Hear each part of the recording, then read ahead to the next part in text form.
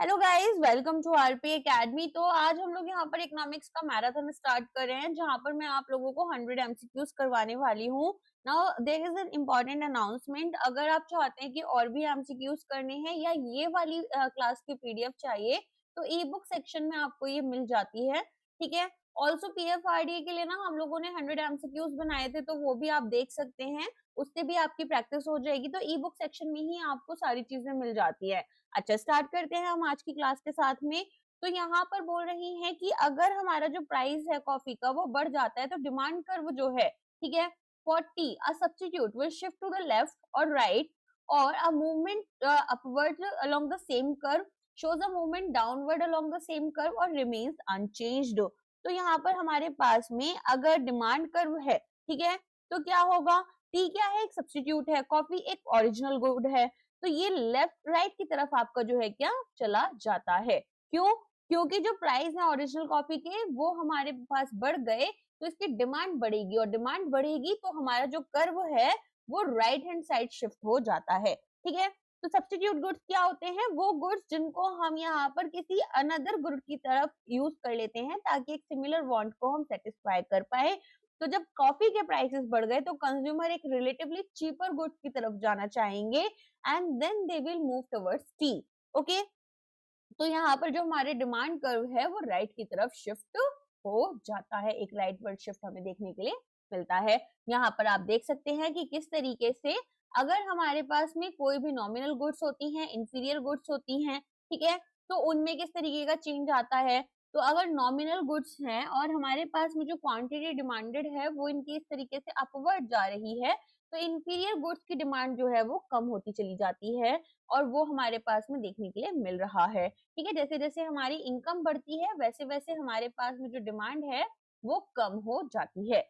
Right. Normal goods और inferior goods के बीच में आपको ये अपना कर्व जो है वो याद रखना है कि अगर इंक्रीज हो रहा है इनकम, तो नॉर्मल गुड्स की डिमांड बढ़ जाती है, और अगर इनकम हमारी यहाँ पर राइज होती है, तो इंफीरियर गुड्स की डिमांड जो है वो कम हो जाती है। तो ये हमारे लिए एक एक्स्ट्रा कॉन्सेप्ट हो गया। नेक्स्ट क्वेश्चन है, एक गिवन गुड यहाँ पर एक इंफीरियर गुड है for which the substitution effect is stronger than the income effect, और the income effect is negative and stronger than the substitution effect. The income effect is positive, the demand curve is downward sloping, और there are no close substitutes. तो हमें बताना है इनमें से कौन सा आंसर सही होगा गिवन गुड्स के लिए। तो सबसे पहले तो हमारे पास में गिवन गुड्स क्या होते हैं, ये हमारे लिए यहाँ पर बेसिकली हम देखेंगे कि जो इंफीरियर गुड्स होते हैं, ठीक है, तो इनकम इफेक्ट यहाँ पर क्या होती है? इनकम इफेक्ट यहाँ पर हमारे लिए नेगेटिव रहती है, और क्योंकि इनकम इफेक्ट नेगेटिव है और सब्स्टिट्यूशन इफेक्ट से ज्यादा स्ट्रॉन्ग इसे देखने के लिए मिलता है। इंफीरियर गुड्स कौन से होते हैं? गिवन गुड्स की कैटेगरी में जो है इंफीरियर गुड्स में आते हैं। तो यहाँ पर जब हम ये देखेंगे कि कंज्यूमर की जो इनकम है वो अगर इंक्रीज हो रही है, तो उनकी डिमांड कम हो जाती है, और अगर सब्स्टिट्यूशन इफेक्ट होता है, तो जब हमारी प्राइसेस बढ़ती हैं मेन गुड्स की, तो इनकी जो डिमांड होती है सब्स्टिट्यूशन गुड्स की वो बढ़ जाती है। ठीक है। तो हम देखते हैं कि गिवन गुड्स के टाइम पर नेगेटिव इनकम इफेक्ट हमारे लिए ज्यादा स्ट्रॉन्ग होता है, क्योंकि पॉजिटिव सब्स्टिट्यूशन इफेक्ट को वो ओवरवेट कर जाता है। राइट।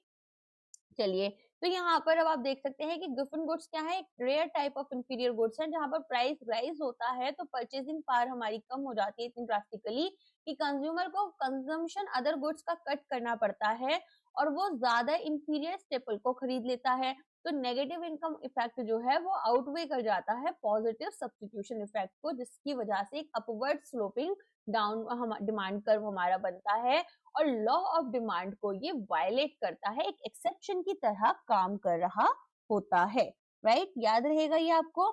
चलिए नेक्स्ट जाते हैं। If the price elasticity of a demand is -0.5, a 10% increase in price will lead to। तो यहाँ पर हमसे क्या पूछ रहे हैं? हमसे पूछ रहे हैं कि अगर प्राइस इलास्टिसिटी जो है डिमांड की वो माइनस में 0.5 है, तो 10% इंक्रीज इसके प्राइस से होने से क्या होगा। तो पहले तो हमें ये पता होना चाहिए कि प्राइस इलास्टिसिटी ऑफ डिमांड जो है उसका हमारे पास में फॉर्मूला क्या होता है। तो percentage change in quantity demanded upon percentage change in price हमारे पास में कहलाता है क्या, डिमांड इलास्टिसिटी। अब ये बोल रहे हैं कि ये तो हमारे पास -0.5 है और ये जो प्राइस चेंज हुआ है ये 10% का पॉजिटिव में हुआ है, राइट। तो हम यहाँ पर क्या निकालेंगे, हम यहाँ पर क्वांटिटी डिमांडेड जो है वो निकाल लेंगे। तो 10% को हमें किसके साथ में मल्टीप्लाई करना है, -0.5% के साथ में। तो हमें -5% मिलेगा। तो -5% हमारे लिए क्या हो गया, यहाँ पर क्वांटिटी डिमांड में जो चेंजेस हुए हैं। तो माइनस हमें डिक्रीज शो कर रहा है, 5% डिक्रीज हमारी क्वांटिटी डिमांडेड में होगा। आगे समझ में। तो जो एब्सोल्यूट वैल्यू होती है इलास्टिसिटी की, अगर एब्सोल्यूट वैल्यू इलास्टिसिटी की लेस देन 1 है, तो ऐसी सिचुएशन में डिमांड इन इलास्टिक होती है, राइट। तो यहाँ पर हमारे पास में ये कितनी है, -0.5 है।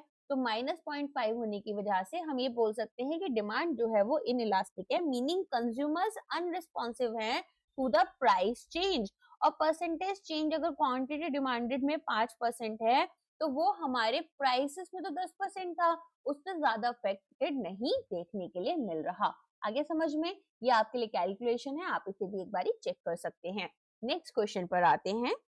Which of the following factors causes a movement along the supply curve? तो यहाँ पर हमसे क्या पूछ रहे हैं, हमसे पूछ रहे हैं कि अगर हमारे पास में मूवमेंट हो रही है along the supply curve, तो किस फैक्टर की वजह से हो सकती है। टेक्नोलॉजी इंप्रूव हो रही है, जो प्राइस है कमोडिटी के वो चेंज हो रहे हैं, चेंज हमारे प्राइस ऑफ इनपुट्स में that is factor of production में देखने के लिए मिल रहे हैं, गवर्नमेंट की सब्सिडी है, या फिर चेंज हमारे नंबर ऑफ फर्म्स में देखने के लिए मिल रहा है। तो अगर सप्लाई कर्व में चेंज हो रहा है, तो इसका क्या मतलब है, इसका मतलब है कि जो क्वांटिटी सप्लाइड है उसमें चेंज आ रहा है। और इसको हम दो तरीके से ले सकते हैं, या तो अपवर्ड मूवमेंट होगा या तो फिर डाउनवर्ड मूवमेंट होगा। अब अगर यहाँ पर हमारे पास में एक्सटेंशन है सप्लाई का, दैट इज अपवर्ड मूवमेंट है, तो जब प्राइस हमारे गुड्स के बढ़ जाते हैं तो प्रोड्यूसर्स सप्लाई करते हैं एक ग्रेटर क्वांटिटी, ठीक है। अगर यहाँ पर हमारे पास में प्राइस जो है गुड्स के डिक्रीज कर जाते हैं, तो प्रोड्यूसर्स एक स्मॉलर क्वांटिटी को यहाँ पर सप्लाई करते हैं। तो मूवमेंट और शिफ्ट में एक डिफरेंस हो जाता है, ठीक है। तो सबसे पहले हम यहाँ पर आंसर देखेंगे कि आंसर क्या है इसका, बी हो जाएगा। चेंज हमारे पास प्राइस में जो है वो एक मूवमेंट है along the supply curve. Other factors यहाँ पर टेक्नोलॉजी, इनपुट प्राइसेस, टैक्सेस जो है वो एक शिफ्ट शो करते हैं। तो सबसे पहले मूवमेंट में क्या हो गया, प्राइसेस में चेंजेस हो रहे हैं, बाकी सब फैक्टर्स कांस्टेंट है हमारे। तो यहाँ पर जो हमारा पॉइंट है वो along the existing supply curve move करता है, ठीक है। जो हम इस तरीके से यहाँ पर मूवमेंट देख रहे हैं कि एक पॉइंट से दूसरे पॉइंट में चेंजेस आ रहे हैं। और शिफ्ट होता है कि हम यहाँ पर से कर्व देख रहे हैं वो इधर चला गया। तो चेंजेस अगर किसी भी नॉन प्राइस फैक्टर में होते हैं, तो वो हमारे प्रोडक्शन कॉस्ट को या विलिंगनेस को अफेक्ट कर रहे होते हैं। जैसे इनपुट प्राइस हो गया, technology, taxes, subsidies, number of sellers, expectations. तो जो हमारा सप्लाई कर्व होता है वो शिफ्ट कर जाता है या तो राइट में या तो फिर लेफ्ट की तरफ हो, ठीक है। चलिए, तो यहाँ पर आपको याद रखना है कि किस तरीके से हमारे पास जो सप्लाई हो रही है उसमें चेंजेस होते हैं। तो सप्लाई, अगर हमारे पास सप्लाई कर्व है, तो सप्लाई कर्व में चेंजेस किस तरीके से आएंगे, सप्लाई कर्व बनता कैसे है, ये तो डिमांड कर्व होता है, सप्लाई कर्व बनता है आपका कुछ इस तरीके से, ठीक है। तो यहाँ पर शिफ्ट आपको देखने के लिए मिल जाता है। तो अगर डिक्रीज होगा सप्लाई में तो हम इधर जाएंगे, और अगर इंक्रीमेंट होगा सप्लाई में तो हम इधर की तरफ जाते हैं। आगे समझ में। चलो आगे बढ़ते हैं। Cross elasticity of demand between petrol and cars is likely to be positive, negative, zero, infinite और unitary। तो सबसे पहले हमें ये समझना होगा कि जो क्रॉस इलास्टिसिटी है डिमांड की, वो पेट्रोल और कार के बीच में हमेशा लाइकली टू भी नेगेटिव रहती है। क्यों? क्योंकि जो पेट्रोल है दैट इज फ्यूल, ठीक है। पेट्रोल तो हमारे पास फ्यूल हो गया, और कार जो है वो हमारे पास में यहाँ पर इसके लिए एक कॉम्प्लीमेंट्री गुड की तरह काम कर रही है। कौन से गुड्स की तरह काम करती हैं, कॉम्प्लीमेंट्री गुड्स की तरह काम करती हैं। इसका मतलब है कि अगर हम यहाँ पर कार्स लेते हैं, ठीक है, कंसिडरिंग कि सभी कार्स पेट्रोल की हैं, ऑल्दो डीजल की भी होंगी, तो लोग यहाँ पर पेट्रोल की भी डिमांड करेंगे।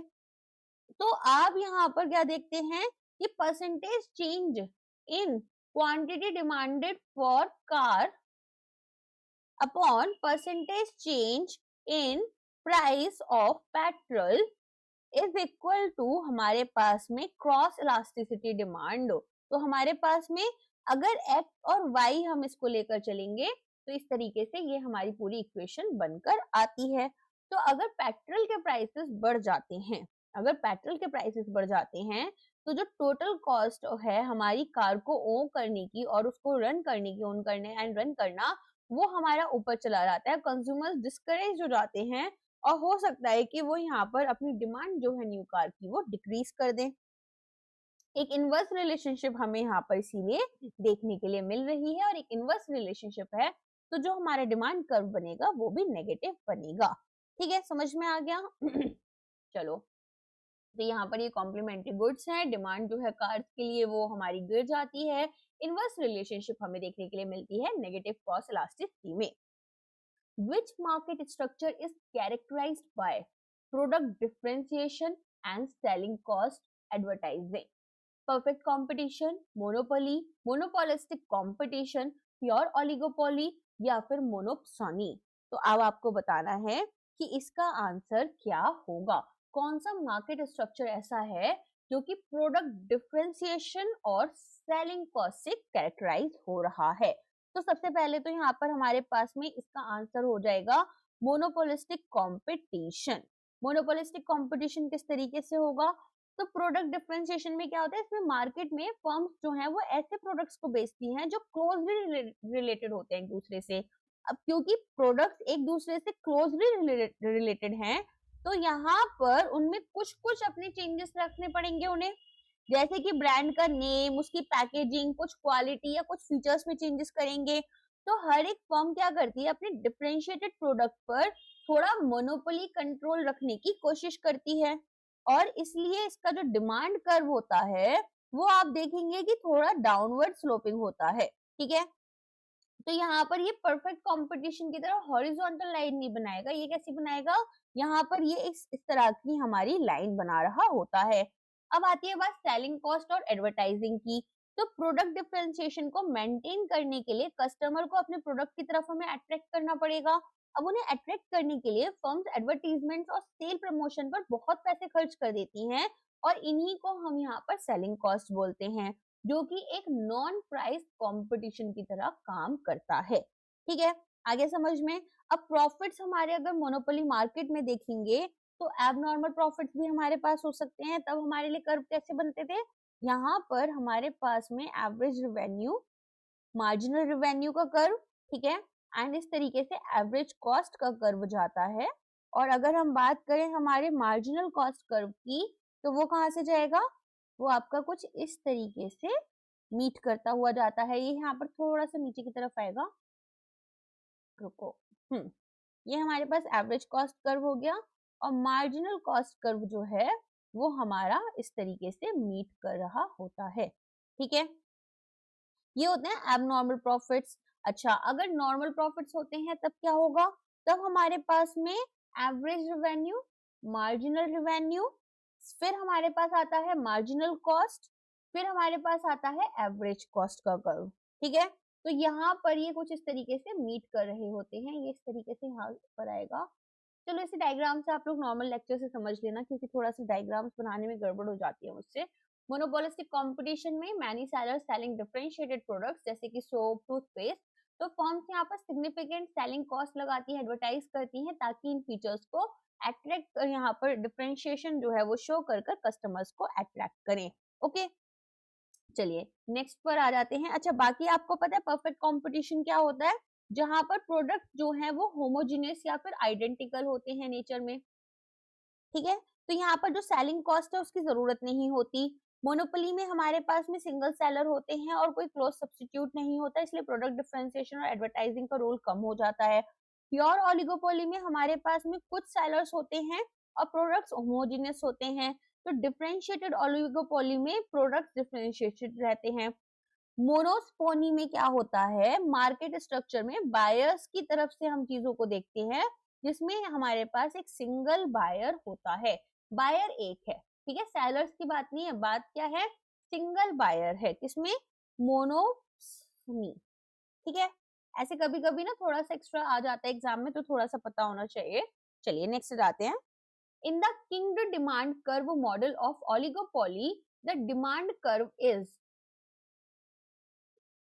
in the King demand curve model of oligopoly, the demand curve is more elastic above the king and less elastic below the king, less elastic above the king and more elastic below the king, perfectly elastic, perfectly inelastic, unitary elastic throughout। देखो, अगर कोई king demand curve है model हमारा oligopoly का, तो demand curve हमारा थोड़ा सा किंग का मतलब होता है बेंट होगा, ठीक है। अब यहाँ पर ये हमारे प्रिवेलिंग मार्केट प्राइसेस पर होता है, तो ये जो पैक्युलर शेप हमें आ रही है वो कुछ हमारे अजम्पशंस होते हैं, जैसे कि अगर हम अबव द किंग देखेंगे तो हमारे पास में प्राइसेस जो हैं वो इंक्रीज हो जाते हैं। तो प्राइस अगर इंक्रीज हो रहे हैं तो फर्म यहाँ पर अपने प्राइसेस को करेंट मार्केट प्राइसेस से थोड़ा ज्यादा बढ़ा देती हैं, जिसकी वजह से जो राइवल्स हैं वो इस चीज को नहीं फॉलो कर रहे, और इफेक्ट क्या होगा कि जो फर्म के प्रोडक्ट हैं वो सिग्निफिकेंटली ज्यादा एक्सपेंसिव हो जाते हैं और लार्ज लॉस ऑफ मार्केट इनको यहाँ पर देखने के लिए मिलता है, ठीक है। और जो ड्रॉप है हमारे पास में देखने के लिए मिलती है किसमें, सेल्स में, ठीक। तो इलास्टिसिटी जो है डिमांड कर्व यहाँ पर सेगमेंट अबव द किंग कैसा होता है, रिलेटिवली इलास्टिक होता है। ओके, अच्छा बिलो द किंग क्या होगा कि प्राइसेस अगर हमारे डिक्रीज हो रहे हैं, प्राइसेस अगर डिक्रीज हो रहे हैं, फर्म ने यहाँ पर प्राइसेस को कम कर दिया, तो इसकी वजह से राइवल्स को भी अब इन प्राइसेस को मैच करना पड़ेगा, मैच करना पड़ेगा तो वो अपने कस्टमर्स को अदरवाइज खो देंगे। तो अभी सभी फर्म्स अपने प्राइसेस कम कर देंगी, तो जो ओरिजिनल फर्म्स हैं उनको कुछ न्यू कस्टमर्स बहुत ही कम मिलेंगे, बहुत ही थोड़े से फ्यू न्यू कस्टमर्स मिले। अब वेरी फ्यू कस्टमर्स मिलने से जो मार्केट शेयर है उसका चेंज भी यहाँ पर मिनिमल रहता है। तो डिमांड कर्व सेगमेंट हमारा बिलो द किंग भी रिलेटिवली इनइलास्टिक ही हुआ, ठीक है, और ये थोड़ा स्टीपर हुआ। यहाँ पर ये रिलेटिवली इलास्टिक था तो ये थोड़ा सा फ्लैटर बन रहा था। तो इसीलिए हम क्या देखते हैं कि प्राइस रिजिडिटी हमें देखने के लिए मिलती है, राइट। तो अगर किंग आता है, मार्जिनल रिवेन्यू कर्व एक वर्टिकल डिस्कंटिन्यूटी दिखाता है, एक गैप हमारे पास में मिल जाता है बिलो द किंग को। अब फर्म्स यहाँ पर डिस्करेज्ड होती हैं कि वो प्राइसेस को रेज नहीं करें, ऑल्सो वो यहाँ पर प्राइसेस को कट भी नहीं करना चाहती हैं क्योंकि डिमांड जो है वो इनइलास्टिक हो जाती है, ठीक है। इसीलिए ये जो डिसइंसेंटिव है टू चेंज प्राइस, ये हमारा मेन यहाँ पर वर्क कर रहा होता है। आगे समझ में, तो इसके लिए आंसर आपका ए हो जाएगा, राइवल्स प्राइस मैच करना चाहेंगे, प्राइस कट अगर हो रहा है, लेकिन अगर प्राइस हाइक होगा तो इग्नोर करेंगे, जिसकी वजह से कर्व हमारा फ्लैटर होता है। और या फिर हमारे पास में कर्व फ्लैटर हो रहा था जब मार्केट प्राइसेस हमने बढ़ा दिए, और यहाँ पर स्टीपर होता है जब हमारे पास में हमने प्राइसेस कम कर दिए। तो in any situation more elastic above the king होता है और less elastic below the king देखने के लिए मिलता है, ठीक है। आगे समझ में, चलो आगे बढ़ जाते हैं। तो ये आपके लिए यहाँ पर अपना quantity price demand and supply का कर्व है, एंड इस तरीके से हम लोग यहाँ पर मीट कर रहे होते हैं। चलिए, in the long run, in the long run, a firm under perfect competition earns super normal profit, minimum profit, monopoly profit और लॉस हो। तो यहाँ पर हमारे पास में अगर लॉन्ग रन है तो फर्म जो होती है अंडर परफेक्ट कंपटीशन वो केवल नॉर्मल प्रॉफिट या जीरो इकोनॉमिक प्रॉफिट अर्न कर रही होती है। ऐसा क्यों होता है, क्योंकि लॉन्ग रन इक्विलिब्रियम हमें देखने के लिए मिलता है। तो परफेक्ट कंपटीशन में free entry and free exit हो जाती है फर्म्स की, जिसकी वजह से अगर इकोनॉमिक प्रॉफिट्स हमारे एग्जिस्ट करते हैं, that is super normal profits, तो ऐसी सिचुएशन में हम देखेंगे कि प्राइसेस जो है वो एवरेज टोटल कॉस्ट से ज्यादा है, जिसकी वजह से एक इंसेंटिव है न्यू फर्म्स के लिए कि वो मार्केट में एंटर करें। अगर वो मार्केट में एंटर कर रहे हैं, ठीक है, तो यहाँ पर हमारे पास में मार्केट सप्लाई बढ़ जाती है, मार्केट सप्लाई बढ़ जाती है तो मार्केट के जो प्राइसेस हैं वो नीचे आ जाते हैं, प्राइसेस कम हो जाते हैं, तो जो एंट्री थी वो हमारी कंटिन्यू रहती है जब तक कि प्राइसेस एक मिनिमम तो एवरेज टोटल कॉस्ट की तरफ नहीं आ जाते और हमारा जो इकोनॉमिक प्रॉफिट है उसे एलिमिनेट नहीं कर देते। तो जितना मेरा कॉस्ट लगा था उससे अगर प्रॉफिट्स बहुत हाई हैं तो सब देखेंगे कि अरे इस बिजनेस में बहुत पैसा है, तो सब लोग आएंगे, जब सब लोग एंट्री लेने लगेंगे तो हमारे पास में सप्लाई बढ़ जाएगी, सप्लाई बढ़ेगी, प्राइसेस कम करने पड़ेंगे। अच्छा, अगर मान लो हमारे पास में इकोनॉमिक लॉस एग्जिस्ट कर रहे हैं, सब नॉर्मल प्रॉफिट्स हैं, तो ऐसी सिचुएशन में क्या होगा, हमारे पास में अगर प्रॉफिट्स हमारी एवरेज टोटल कॉस्ट से कम है, प्राइसेस हमारे एवरेज टोटल कॉस्ट से कम है, तो एक incentive for existing firms to exit the industry, वो एग्जिट लेना चाह रहे हैं, वो यहाँ पर इंसेंटिव जो है वो बढ़ जाता है, जिसकी वजह से सप्लाई कम हो जाती है, सप्लाई कम हो जाती है तो मार्केट के प्राइसेस बढ़ जाते हैं, एंड यहाँ पर जो एग्जिट है वो प्राइस राइज दिखाने लगता है, और हमारी जो एवरेज टोटल कॉस्ट है उससे हमारे प्राइसेस थोड़े हाई हो जाते हैं, तो हमारे पास में यहाँ क्या हो रहा है, जो इकोनॉमिक लॉस हो रहा था वो इकोनॉमिक लॉस एलिमिनेट हो जाता है। आ गया इतना समझ में? तो यहाँ पर आपका आंसर क्या हो गया, बी हो गया। अच्छा, अगर मैं बात करूं लॉन्ग रन में इक्विलिब्रियम में हमारे पास में पी जो प्राइस है वो किसके बराबर है, मार्जिनल रेवेन्यू के, और मार्जिनल रेवेन्यू है मार्जिनल कॉस्ट के बराबर, और ये हमारा minimum long run average cost जो है वो बना रहे होते हैं। ठीक है, आगे समझ में? तो ये हमारे पास में एक इक्विलिब्रियम कंडीशन जो है वो बनकर आ जाती है। इतना आई थिंक आपको समझ में आ चुका होगा। अच्छा, जब प्राइस हमारा एवरेज टोटल कॉस्ट के बराबर है तो इसका क्या मतलब हुआ कि जो टोटल रेवेन्यू है वो टोटल कॉस्ट के बराबर है, मीनिंग कि हमारे पास में एक्सप्लिसिट और इम्प्लिसिट कॉस्ट अगर हमने सब कुछ ऐड कर दिया, उसके बाद में एंटरप्रेन्योर के नॉर्मल प्रॉफिट को भी लेकर अगर हम चल रहे हैं तो हमारे पास ये सिचुएशन बनकर आती है। समझ में आ गया? तो हमारे शॉर्ट टर्म में तो फायदे हो सकते हैं, नुकसान हो सकते हैं, लेकिन लॉन्ग टर्म में हम क्या कर रहे हैं, हम यहाँ पर जीरो इकोनॉमिक प्रॉफिट की तरफ आ जाते हैं, प्राइस सेटल कर जाते हैं। चलो नेक्स्ट क्वेश्चन पर आते हैं। विच which condition represents the equilibrium of a firm in all market structures, monopoly, perfect competition, etc. तो यहाँ पर हमें क्या बताना है कि कौन सी ऐसी कंडीशन है जिसमें कि जो इक्विलिब्रियम है किसी भी फर्म का वो सभी मार्केट स्ट्रक्चर्स में देखने के लिए मिलता है, जब प्राइस हमारे मार्जिनल कॉस्ट के बराबर है, मार्जिनल रेवेन्यू मार्जिनल कॉस्ट के बराबर है, और मार्जिनल कॉस्ट कर्व जो है वो मार्जिनल रेवेन्यू कर्व को कट करता है नीचे से, प्राइस हमारे एवरेज कॉस्ट के बराबर है, मार्जिनल रेवेन्यू हमारे एवरेज रेवेन्यू के बराबर है, या फिर टोटल रेवेन्यू हमारे टोटल कॉस्ट के बराबर है। तो देखो फंडामेंटल कंडीशन जहां पर हमारे पास में इक्विलिब्रियम किसी फर्म का हमें देखना है वो होगा वो पॉइंट जहां पर प्रॉफिट मैक्सिमाइजेशन हो रहा है। ठीक है, तो ये हमारे पास में नेसेसरी कंडीशन क्या होती है कि जो मार्जिनल रेवेन्यू है वो मार्जिनल कॉस्ट के बराबर होनी चाहिए, तब हमारी फर्म अपने प्रॉफिट्स को मैक्सिमाइज कर पाती है। मार्जिनल रेवेन्यू क्या होता है, कोई भी चेंज अगर टोटल रेवेन्यू में हो रहा है, अगर एक यूनिट चेंज हम आउटपुट में करेंगे, 1 यूनिट चेंज करा हमने आउटपुट में, तो हमारे पास में जो टोटल रेवेन्यूज हैं उनमें चेंजेस क्या हुए, और मार्जिनल कॉस्ट क्या होती है, अगर हमने एक यूनिट का चेंज करा है आउटपुट में तो हमारे पास में टोटल कॉस्ट पर क्या इम्पैक्ट आएगा। आगे समझ में? तो यहाँ पर हमें क्या ध्यान में रखना है कि अगर मार्जिनल रेवेन्यू मार्जिनल कॉस्ट से ज्यादा होते हैं, इसका मतलब कि अगर हमने एक यूनिट एक्स्ट्रा यहाँ पर प्रोड्यूस करी तो रेवेन्यू हमारा बढ़ जाएगा। ठीक है, देन यहाँ पर हमारी जो थोड़ी बहुत कॉस्ट बढ़ी है, मीनिंग रेवेन्यू ज्यादा बढ़ेगा कॉस्ट कम बढ़ेगी, तो फर्म के जो प्रॉफिट्स हैं वो इंक्रीज हो जाते हैं अगर हमने आउटपुट्स को बढ़ा दिया। अगर मार्जिनल रेवेन्यू मार्जिनल कॉस्ट से कम है तो यहाँ पर अगर एक यूनिट भी हमने प्रोड्यूस करी तो मेरी इनपुट कॉस्ट ज्यादा बढ़ जाएंगी, मेरा रेवेन्यू उतना नहीं बढ़ेगा, तो प्रॉफिट कम मैक्सिमाइज हो रहा है। जब यहाँ पर additional revenue from the last unit कितना है, additional cost of that unit होगा, तो एमआर हमारा एमसी के बराबर होना चाहिए।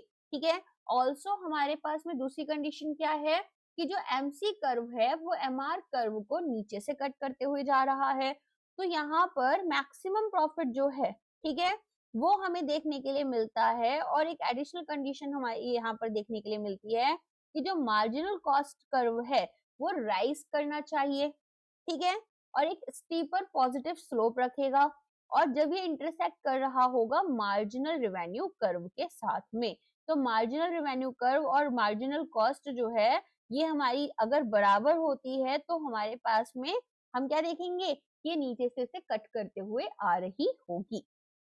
आगे समझ में? चलो, अब यहाँ पर आप देख सकते हैं स्टेबिलिटी के लिए एमसी कर्व जो है वो एमआर कर्व को नीचे से कट करके लेकर आता है। नेक्स्ट क्वेश्चन है, under monopoly the relationship between average revenue, marginal revenue and price elasticity is given by which equation. तो आपको इनमें से इक्वेशन बतानी है कि कौन सी इक्वेशन है जो कि यहाँ पर आपको मोनोपोली में एवरेज रेवेन्यू, मार्जिनल रेवेन्यू और प्राइस इलास्टिसिटी के बीच में रिलेशनशिप बता रही है। तो मार्जिनल रेवेन्यू किसके बराबर होना चाहिए, ये होना चाहिए average revenue minus average revenue upon e के बराबर, that is average revenue 1 minus 1 upon e. ठीक है, तो ये हमारे पास में क्या आता है, ये हमारे पास में आ जाता है यहाँ पर पूरा का पूरा इक्वेशन, जिसमें कि एवरेज रेवेन्यू हमारे प्राइस के बराबर है of the goods in all market structure. Marginal revenue, average revenue हमारे पास में जो कि डिमांड कर्व और हमारे प्राइसेस को यहाँ पर इक्वल रखकर आ रही है। ठीक है, ई क्या बताता है, ई हमें इलास्टिसिटी बता रहा होता है, प्राइस इलास्टिसिटी हमारे लिए। तो अगर हम यहाँ पर देखेंगे कि अगर मार्जिनल रेवेन्यू हमारा एवरेज रेवेन्यू से कम है मोनोपोली में, तो डिमांड कर्व हमारा डाउनवर्ड स्लोपिंग बनेगा, मीनिंग कि फर्म जो है उसको अपने प्राइसेस को कम करना पड़ेगा अगर वो ये चाहती है कि वो प्रॉफिट्स में आ जाए। ठीक है, क्योंकि यहाँ पर ई जो है उसकी वैल्यू ग्रेटर देन 1 हो जा रही है। अच्छा, प्रॉफिट मैक्सिमाइजेशन या फिर इलास्टिसिटी के लिए एक मोनोपोलिस्ट जो है वो इलास्टिक पोर्शन पर काम कर रहा होता है। तो अगर इलास्टिसिटी हमारी ग्रेटर देन 1 है तो 1 अपॉन ई कैसा होगा आपका, ये लेस देन 1 आ जाएगा, राइट। तो एम आर हमारे पास पॉजिटिव होगा। अगर ई हमारा इक्वल टू 1 है तो 1 अपॉन ई हमारे पास 1 के बराबर हो गया। ठीक है, तो इसका मतलब मार्जिनल रेवेन्यू 0 है। और अगर ई हमारा लेस देन 1 होगा तो 1 अपॉन ई हमारा ग्रेटर देन 1 हो गया, जिसका मतलब मार्जिनल रेवेन्यू हमारा नेगेटिव है। आगे समझ में? तो यहाँ पर अब आप देखेंगे कि स्टैंडर्ड रिलेशनशिप फॉर्मूला कुछ इस तरीके से रहता है, और यहाँ पर हमने एवरेज रेवेन्यू कितना है हमारा, प्रॉफिट के बराबर होना चाहिए, तो ये हमने यहाँ पर देख लिया। आगे इतना समझ में? आई होप ये वाला पार्ट आपके लिए क्लियर है कि किस तरीके से हमारे पास एवरेज रेवेन्यू, मार्जिनल रेवेन्यू और प्राइस इलास्टिसिटी ऑफ डिमांड जो है वो काम कर रहे होते हैं। ई क्या है, price elasticity of demand. Okay, a cartel is formed to increase competition, avoid joint profit maximization, behave like a collective monopoly to maximize joint profits, reduce prices for consumers, deregulate the market। तो अब हमें बताना है कि cartel क्यों बन रहा होता है। देखो, हमने देखा ऑयल कंपनीज अपने कार्टेल बना लेती हैं, तो ये कब होते हैं, जब बहुत कम हमारे पास सेलर्स होते हैं और वो ये चाहते हैं कि अगर प्राइसेस वगैरह हमने सेट करे हैं तो वो सिमिलर होने चाहिए। तो फर्म्स आपस में कोलैबोरेट कर जॉइंट प्रॉफिट्स को मैक्सिमाइज करना चाहती हैं। ठीक है, ना कि यहाँ पर अवॉइड करना चाहती हैं।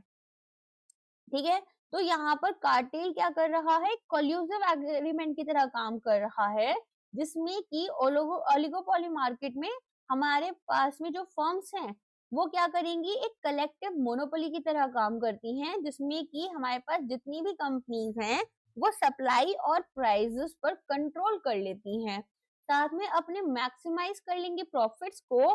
तो ये आउटपुट लेवल सेट कर लेती हैं जहां पर इंडस्ट्री में एमसी जो है इंडस्ट्री का वो मार्जिनल रेवेन्यू के बराबर होना चाहिए, जिससे इंडस्ट्री को टोटल प्रॉफिट सबसे ज्यादा रहे। और कंपटीशन को ये यहाँ पर अवॉइड करती हैं। तो ये यहाँ पर क्या करती है, फर्म्स जो है वो आपस में किसी भी तरह का प्राइस वॉर नहीं कर रही होती हैं। आगे समझ में? तो कॉल्यूसिव ओलिगोपोली की तरह काम करेंगे, फर्म्स कॉल्यूट करती हैं, डिस्ट्रिक्ट करेंगे आउटपुट को और प्राइसेस को रेस करेंगी, एक कलेक्टिव मोनोपोली की तरह काम करती हैं, जैसे ओपैक ने कर रखा है। अब नेक्स्ट यूनिट पर आते हैं, GDP at market price. GDP MP includes factor cost plus subsidies, factor cost plus net indirect taxes, GNP minus net factor income from abroad, NNP plus depreciation, या फिर बोथ बी एंड सी। तो आपको बताना है कि जीडीपी जो है हमारा मार्केट प्राइस पर वो क्या हो रहा होगा। तो सबसे पहले तो हमें यहाँ पर इतना पता होना चाहिए कि GDP MP is equal to GDP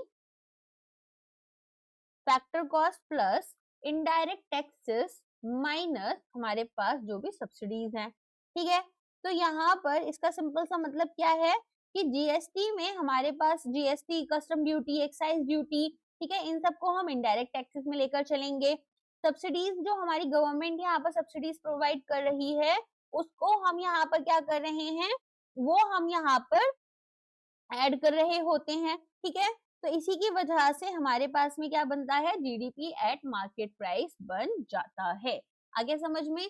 तो ये जो बोल रहे हैं ना, factor cost plus subsidies plus net indirect taxes, तो यहाँ पर आपका आंसर ई ही हो जाएगा, GDP plus net indirect taxes. अब इसमें हमारे पास क्या आएगा, इनडायरेक्ट टैक्स माइनस सब्सिडी आ जाता है, ठीक है। आउटपुट साइड से देखेंगे तो GNP MP market price minus net factor income from abroad आपका होगा। आगे समझ में? तो किस तरीके से हमें यहाँ पर इसको निकालना होता है, राइट। तो जीडीपी एमपी में हम क्या देखते हैं, basically GDP at market price पर, इसमें हम देखते हैं कि हमारे पास में जो कंट्री की डोमेस्टिक टेरिटरी है, उसके अंडर हमारे पास में पर्टिकुलर टाइम पीरियड के अंडर, यूजुअली 1 साल के अंदर जितने भी गुड्स हमारे पास बने हैं, ठीक है, उनकी टोटल मार्केट वैल्यू क्या होगी। आगे समझ में? तो यहाँ पर जो हमारे पास में फैक्टर कॉस्ट है वो अलग से लेंगे और नेट इनडायरेक्ट टैक्सेस को हम यहाँ पर अलग से लेकर चलते हैं, जिनको हमें कैसे एडजस्ट करना है, indirect taxes minus subsidies. Next जाते हैं, which of the following is a transfer payment and excluded from national income. तो हमें यहाँ पर बताना है, retirement pension paid to employees, old age pension given by the government, salary of a soldier, bonus paid to workers, commission to a broker। इनमें से कौन सा ट्रांसफर पेमेंट का एक पार्ट यहाँ पर है, लेकिन नेशनल इनकम से हम उसको एक्सक्लूड करते हैं। तो सबसे पहले ट्रांसफर पेमेंट क्या है, एक ऐसी पेमेंट जो कि हमने यहाँ पर तब दी है जब कोई भी गुड्स या फिर सर्विसेज एक्चुअल में हमने एक्सचेंज नहीं की है। तो ये वन वे ट्रांसफर हमारे पास हो रहा है, या रीडिस्ट्रीब्यूशन होगा इनकम का एक पार्टी से दूसरी पार्टी की तरफ। तो ट्रांसफर पेमेंट्स जो होती हैं उनको हम अपनी नेशनल इनकम में नहीं लेकर चलते, क्योंकि ये कोई भी प्रोडक्टिव एक्टिविटी हमें नहीं शो कर रही, कुछ भी प्रोडक्टिव हुआ है ऐसा हमें नहीं पता चल रहा है। और यहाँ पर जो करेंट फ्लो है हमारे गुड्स का और सर्विसेज का, उसमें इनका कोई भी कॉन्ट्रीब्यूशन नहीं है। तो कोई भी कंट्रीब्यूशन नहीं होने की वजह से इनको हम यहाँ पर एक्सक्लूड करते हैं नेशनल इनकम से। इतना समझ में आया? तो अब आपके पास अगर ओल्ड एज पेंशन है जो गवर्नमेंट दे रही है, या फिर मान लो अनएम्प्लॉयमेंट अलाउंसेस देती है गवर्नमेंट, स्कॉलरशिप या फाइनेंशियल एड देती है बच्चों को, welfare payment, social security payment, gift, donation, तो ये सब हमारी किसके अंडर आती है, ट्रांसफर पेमेंट के अंदर आती है। अच्छा, फैक्टर इनकम क्या होती है? फैक्टर इनकम होती है हमारे पास टू वे पेमेंट, जहां पर हम एक्सचेंज में फैक्टर सर्विसेज के जैसे लैंड, लेबर, कैपिटल, एंटरप्रेन्योरशिप इसे पे करते हैं, और यहाँ पर वेजेस, रेंट, इंटरेस्ट, प्रॉफिट, ये सब फैक्टर पेमेंट के अंदर आती हैं। ओल्ड एज पेंशन कैसी है, यूनिलैटरल है, एक पार्टी यहाँ पर ट्रांसफर कर रही है, कोई भी करस्पॉन्डिंग प्रोडक्टिव सर्विस यहाँ पर हमें रेंडर नहीं की गई है। तो ये हमारी डेफर्ड वेजेस हैं जो कि पास्ट सर्विसेज के लिए दी जा रही हैं। नेक्स्ट जाते हैं, real GDP is measured at current year prices, base year prices, average of last 3 years prices, future projected prices, international dollar prices. तो हमें बताना है कि जो रियल जीडीपी होता है उसे हम कब मेजर कर रहे होते हैं। तो रियल जीडीपी हमारा मेजर किया जाता है बेस ईयर प्राइसेस पर, दैट इज कांस्टेंट प्राइसेस, ठीक है। तो हमारे पास दो तरह के जीडीपी होते हैं, एक होता है रियल और एक होता है नॉमिनल जीडीपी। रियल जीडीपी में हम क्या करते हैं, बेस प्राइसेस को लेकर चलते हैं, इकोनॉमी का एक्चुअल फिजिकल आउटपुट कितना है और यहाँ पर क्या ग्रोथ हुई है वो हमें देखना है, जिसमें हम प्राइसेस जो है, ठीक है, उस पर हमारे इन्फ्लेशन के इम्पैक्ट को कंप्लीटली हटाकर चलते हैं। अच्छा, नॉमिनल में हम करेंट ईयर प्राइसेस लेकर चलते हैं, जहां पर हम मार्केट वैल्यू निकालते हैं हमारे गुड्स एंड सर्विसेज की, जिसमें कि हमें यहाँ पर ये भी देखना होता है कि प्राइसेस क्या हैं उस पर्टिकुलर स्पेसिफिक ईयर में। तो हम बेस ईयर क्यों लेकर चलते हैं जब हम रियल जीडीपी कैलकुलेट करते हैं, ताकि ज्यादा मीनिंगफुल कंपैरिजन हमारा हो पाए, ठीक है। तो अगर रियल जीडीपी इंक्रीज होगा ईयर 1 से ईयर 2 की तरफ, तो ये क्यों हो रहा है? क्योंकि क्वांटिटी जो है हमारी वो भी इंक्रीज हुई है। ओके, तो जो डिस्टॉर्शन हमारे इन्फ्लेशन ने कॉज किया है उसको रिमूव कर देते हैं, जिसको हम यहाँ पर देखेंगे कि नॉमिनल जीडीपी जो है इसी वजह से हमारा राइज कर जाता है। अगर एक्चुअल प्रोडक्शन लेवल हमारी सेम भी रहेगी तो रियल जीडीपी तो सेम रहेगा, लेकिन अगर एक्चुअल प्रोडक्शन लेवल हमारी सेम है तो भी नॉमिनल जीडीपी हमारा बढ़ जाता है, क्योंकि इन्फ्लेशन के इम्पैक्ट को भी अपने ऊपर लेकर चलता है, राइट। तो जीडीपी डिफ्लेटर आपको पता है क्या होता है? जीडीपी डिफ्लेटर होता है आपका यहाँ पर nominal GDP upon real GDP into 100। तो हम यहाँ पर जो प्राइस चेंज होते हैं वो समझ पाते हैं रिलेटिव टू बेस ईयर। आ गया समझ में? चलो आगे बढ़ते हैं। To calculate the national income, national net national product factor cost from GDP at market price GDP-MP one must do।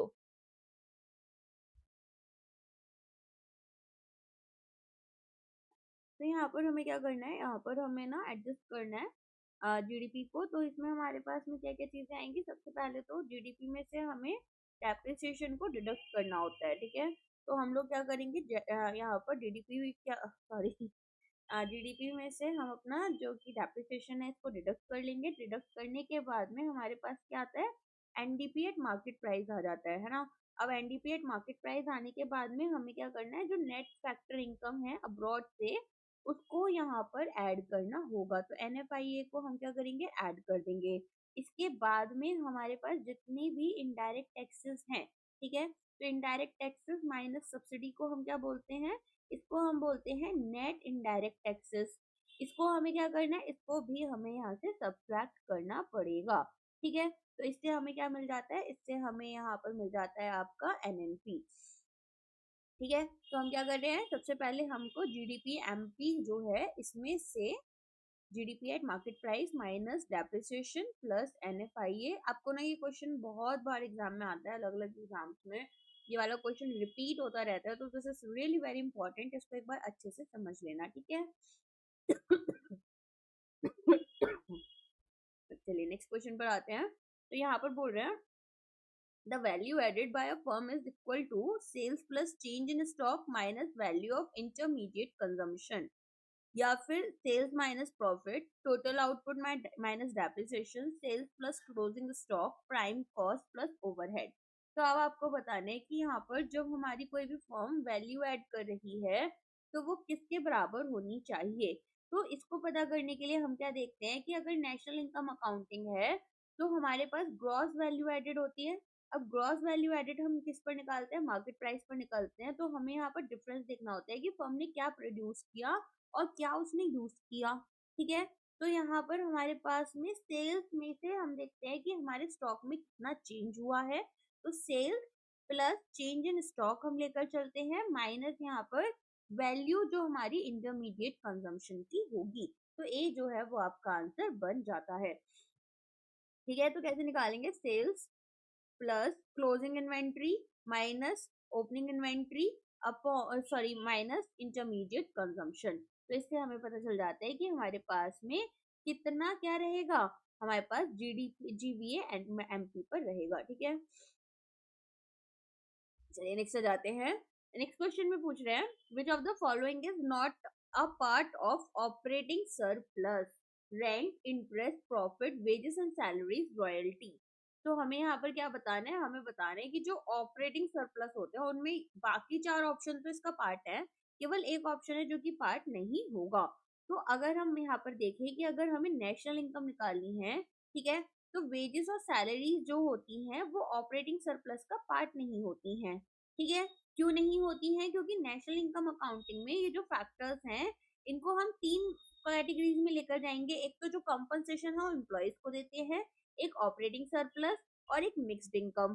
तो हमारे पास में कॉम्पनसेशन जो है एम्प्लॉयज की that is wages and salaries, उसके कंपोनेंट में हमारे पास में आ जाती है, ठीक है। और ऑपरेटिंग सरप्लस में हमारे पास आती है इनकम जो हमने अपनी प्रॉपर्टी से अर्न की है, या फिर एंटरप्रेन्योरशिप से अगर हमने कोई प्रॉफिट अर्न किया है, या हमने मान लो कोई बुक पब्लिश की उस पर हमें रॉयल्टी मिल रही है। ओके चलो आगे बढ़ते हैं। तो ये हमारे पास में आंसर इसका क्या हो जाएगा, compensation of employees, operating surplus plus mixed income, ये सब हमारे फैक्टर होते हैं domestic income, that is NDP at factor cost, जिसमें से ऑपरेटिंग सरप्लस में हमारे पास rent, interest, royalty and profit आता है, और वेजेस एंड सैलरीज जो है वो कॉम्पनसेशन ऑफ एम्प्लॉइज का पार्ट है। Next question, supply creates its own demand, this is the statement given by which economist. तो यहाँ पर कौन से इकोनॉमिस्ट हैं जिन्होंने ऐसा बोला था कि जो डिमांड है, ठीक है, वो कैसे क्रिएट हो रही है, सप्लाई खुद से क्रिएट कर रही है। Keynesian law, Say's law of market, law of diminishing utility, Phillips curve, या फिर क्वांटिटी थ्योरी ऑफ मनी। तो सेज लॉ ऑफ मार्केट मैंने आपको पढ़ाया था, जिसमें कि इन्होंने यहाँ पर क्या बोला था, जेबी से ने इन्होंने बोला था कि सप्लाई जो है वो यहाँ पर अपनी खुद की डिमांड क्रिएट करती है, जिसमें इनका ये मतलब था कि जब किसी प्रोड्यूसर ने कोई प्रोडक्ट यहाँ पर क्रिएट किया, तो प्रोडक्ट क्रिएट करने के बाद में साइमल्टेनियसली यहाँ पर क्या होगा, हम लोग ऐसा क्या कर रहे हैं, अदर प्रोडक्ट्स भी अपने बाई कर रहे होते हैं। तो अगर हम गुड्स प्रोड्यूस करेंगे तो फर्म क्या करती है, वो वेजेस पे करती है अपने वर्कर्स को, इंटरेस्ट देती है अगर कोई लैंडर्स है जिन्होंने क्रेडिट पर जिनको पैसा दिया होगा, ऑल्सो यहाँ पर हम क्या देते हैं, रेंट पे करते हैं अपने लैंड ओनर्स को। तो ये जो सब इनकम है ये हमारी परचेसिंग पावर क्रिएट कर देती है, जिससे कि बाद में इसी प्रोडक्ट को ये लोग यहाँ पर खरीद रहे होते हैं, ठीक है। तो क्योंकि प्रोडक्शन ऑटोमेटिकली यहाँ पर एक इक्विवेलेंट अमाउंट ऑफ इनकम हमारे लिए क्रिएट कर देता है, तो क्लासिकल इकोनॉमिक्स के अंडर आते हैं से, तो ये यहाँ पर जो क्लासिकल इकोनॉमिक्स होते हैं ये मानते हैं कि कभी भी यहाँ पर एक जनरल ग्लूट या फिर परमानेंट ओवर सप्लाई हमारे पास नहीं रहेगी। आगे समझ में, चलिए तो आगे बढ़ते हैं अब यहाँ पर। अच्छा, डिमांड और कंजम्पशन की बात अगर हम देखें तो वो कीनेसियन की लॉ बोलती है ना। सेज लॉ जो है वो लॉन्ग टर्म पर्सपेक्टिव की बात करती है, ये भी याद रखना। एंड इसके अलावा अगर कीनेसियन की लॉ होती तो शॉर्ट टर्म पर्सपेक्टिव की बात करती, ठीक है। यहाँ पर ये बोलते हैं कि जो मार्केट्स हैं वो खुद को अपने आप से यहाँ पर क्या कर रहे हैं, करेक्ट कर लेते हैं, ठीक है। तो ये फाउंडेशन है क्लासिकल इकोनॉमिक्स की, जिसमें प्रोडक्शन जनरेट जो करता है इनकम को, वो एग्जैक्टली सफिशिएंट होती है कि आप आउटपुट बाय करो। जनरल ओवर प्रोडक्शन या इनवॉलंटरी अनएम्प्लॉयमेंट जो है वो यहाँ पर कैसा होता है, इम्पॉसिबल होता है। According to Keynes, the volume of employment depends on wage rate, aggregate supply function, effective demand, money supply, या फिर फ्लेक्सिबल प्राइसेस। तो हमें क्या बताना है, हमें बताना है कि जो केनिस हैं उनके अकॉर्डिंग जो वॉल्यूम ऑफ एम्प्लॉयमेंट है, ठीक है, वो किस चीज के ऊपर डिपेंड करेगी, तो वो हमारी डिपेंड करती है इफेक्टिव डिमांड के ऊपर। तो लेवल ऑफ एम्प्लॉयमेंट जो है वो वेज रेट्स के ऊपर डिपेंडेंट नहीं होती है, वेज रेट्स उसको डिटरमिन नहीं कर रहे होते हैं। क्लासिकल इकोनॉमिक्स का ऐसा मानना था कि हमारे पास जो वॉल्यूम ऑफ एम्प्लॉयमेंट है वो वेज रेट पर डिपेंड करेगी। लेकिन कीनेसियन यहाँ पर क्या कहते हैं, ये बोलते हैं कि टोटल स्पेंडिंग जो है इकोनॉमी में at the point where producers find it profitable to hire workers, जहां ऐसा लग रहा है हमारे प्रोड्यूसर्स को कि अब और वर्कर्स को हम हायर कर सकते हैं, ठीक है। तो इफेक्टिव डिमांड क्या होती है, एक स्पेसिफिक पॉइंट होती है जहां पर जो आपका एग्रीगेट डिमांड प्राइस होता है, ठीक है, कि भाई यहाँ पर एंटरप्रेन्योर्स जो है वो कितना प्राइस रिसीव करना चाहते हैं, वो हमारे एग्रीगेट सप्लाई के बराबर होगा। तो अगर लोग यहाँ पर ज्यादा खर्चा करते हैं तो फर्म्स भी ज्यादा प्रोडक्शन करेंगी, ज्यादा प्रोडक्शन करेंगी तो ज्यादा लोगों को हायर करेंगी। अगर डिमांड कम है तो फर्म्स यहाँ पर प्रोडक्शन को कम करेंगी, फिर लोगों को भी यहाँ पर अनएम्प्लॉयमेंट देखने के लिए मिलता है, ठीक है। अच्छा, इफेक्टिव डिमांड के कंपोनेंट्स क्या क्या होते हैं ये बताओ एक बारी। एक होता है कंजम्पशन डिमांड और एक होता है इन्वेस्टमेंट डिमांड। मैंने बहुत ज्यादा डिटेल में कवर किया था दोनों को ही। तो कंजम्पशन डिमांड में होता है जो हाउस होल्ड स्पेंडिंग कर रहे हैं, ठीक है, गुड्स और सर्विसेज के ऊपर। और इन्वेस्टमेंट डिमांड क्या था, जो बिजनेस या कैपिटल गुड्स जो है, ठीक है, बिजनेसेस क्या कर रहे हैं, कैपिटल गुड्स को परचेज कर रही हैं, उस पर खर्च कर रही हैं। चलिए आगे बढ़ते हैं। अब ये आपके पास में यहाँ पर पूरा का पूरा ग्राफ है जिसमें इन्होंने दिखा रखा है कि किस तरीके से हमारे पास में प्राइस होते हैं और क्वांटिटी होती है एंड एग्रीगेट सप्लाई बन रही होती है। अकॉर्डिंगली हम यहाँ पर चीजों को चूज कर रहे होते हैं। नेक्स्ट आते हैं। In the Keynesian consumption function C is equal to A plus BY, तो ए यहाँ पर क्या रिप्रेजेंट कर रहा होगा? तो ये ना मैंने आपको बहुत अच्छे से समझाया था कि हमारे पास में एक कंपोनेंट होता है। जैसे आप एक ह्यूमन बीइंग हो, है ना, तो खाना तो आप खाओगे ही, चाहे आपकी जॉब हो या ना हो, राइट? तो कुछ कंजम्पशन हमारे कैसे होते हैं, ऑटोनॉमस कंजम्पशन होते हैं, और कुछ कंजम्पशन हमारे कैसे होते हैं कि जैसे जैसे सैलरी बढ़ती जाएगी तो मैंने कार भी खरीद ली, घर भी खरीद लिया, एक्सेट्रा एक्सेट्रा। तो यहाँ पर हमारे पास में जो एक कंपोनेंट है वो क्या शो कर रहा होता है, वो हमें यहाँ पर ऑटोनॉमस कंजम्पशन कर रहा होता है, जिसमें कि हम यहाँ पर मिनिमम एक्सपेंडिचर कर रहे हैं जो कि हमें अलाइव रखने के लिए जरूरी होता ही है। जैसे फूड हो सकता है, बेसिक हमारी जो नेसेसिटीज होती हैं, मेडिसिन हो सकती हैं, ठीक है।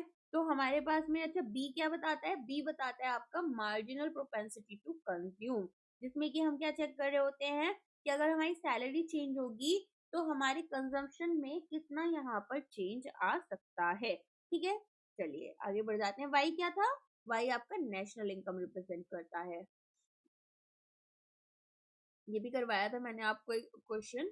चलिए तो आगे बढ़ते हैं। अच्छा ये बोल रही है कि अगर यहाँ पर कंजम्पशन एक ऐसा भी होता है जो कि हमारा व्हेन इनकम इज जीरो तो फंडेड बाय डिस सेविंग्स। होता क्या है बेसिकली, कभी भी हम यहाँ से कंजम्पशन शुरू नहीं करते, हम यूजुअली यहाँ से शुरू करते हैं, और ये जो पार्ट होता है ये मेरा ए कहलाता है। आ गया याद थोड़ा थोड़ा सा आप लोगों को, मैंने आपको समझाया भी था। चलो आगे बढ़ते हैं। Investment multiplier is related to MPC, that is marginal propensity to consume, as, so what is the equation यहाँ पर, k is equal to 1 upon MPC, k is equal to 1 upon 1 minus MPC, k is equal to 1 minus MPC, k is equal to MPC upon 1 minus MPC, और k is equal to MPC into MPS। अब आपको बताना है यहाँ पर क्या होगा। तो k किसके बराबर होता है, 1 upon 1 minus MPC, MPC को हम b भी लिख लेते हैं, है ना। तो यहाँ पर अगर मैं बात करूँ 1 माइनस एमपीसी किसके बराबर होता है, तो ये मार्जिनल प्रोपेंसिटी टू सेव के बराबर होता है, ठीक है।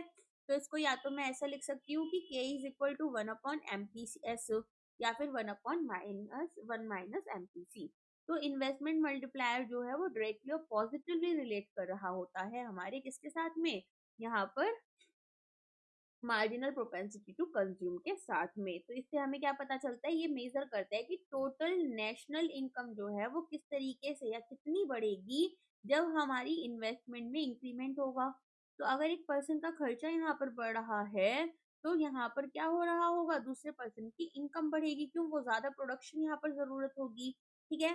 तो अगर एमपीसी यहाँ पर हाई होगा तो लोग ज्यादा खर्चा करेंगे अपनी इनकम का, और जो ज्यादा खर्चा कर रहे होंगे तो यहाँ पर दूसरे लोगों के लिए भी इनकम जनरेट हो रही होगी।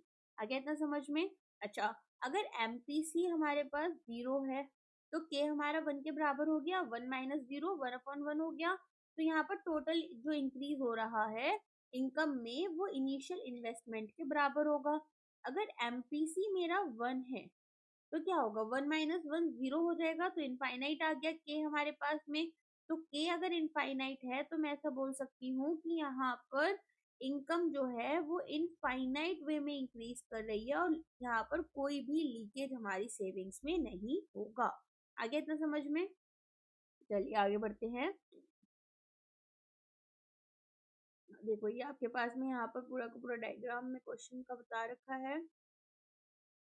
Classical economists believed that full employment is restored automatically through fiscal policy, monetary policy, wage price flexibility, government intervention और fixed exchange rates। तो आपको क्या बताना है, यहाँ पर आपको बताना है कि क्लासिकल इकोनॉमिस्ट जो थे उनका ये मानना था कि फुल एम्प्लॉयमेंट हम अपनी यहाँ पर रिस्टोर कर लेते हैं अपने आप से। तो ये कैसे हो रही होती है, देखो ये होती है इनके अकॉर्डिंग आपकी वेज प्राइस फ्लेक्सिबिलिटी से।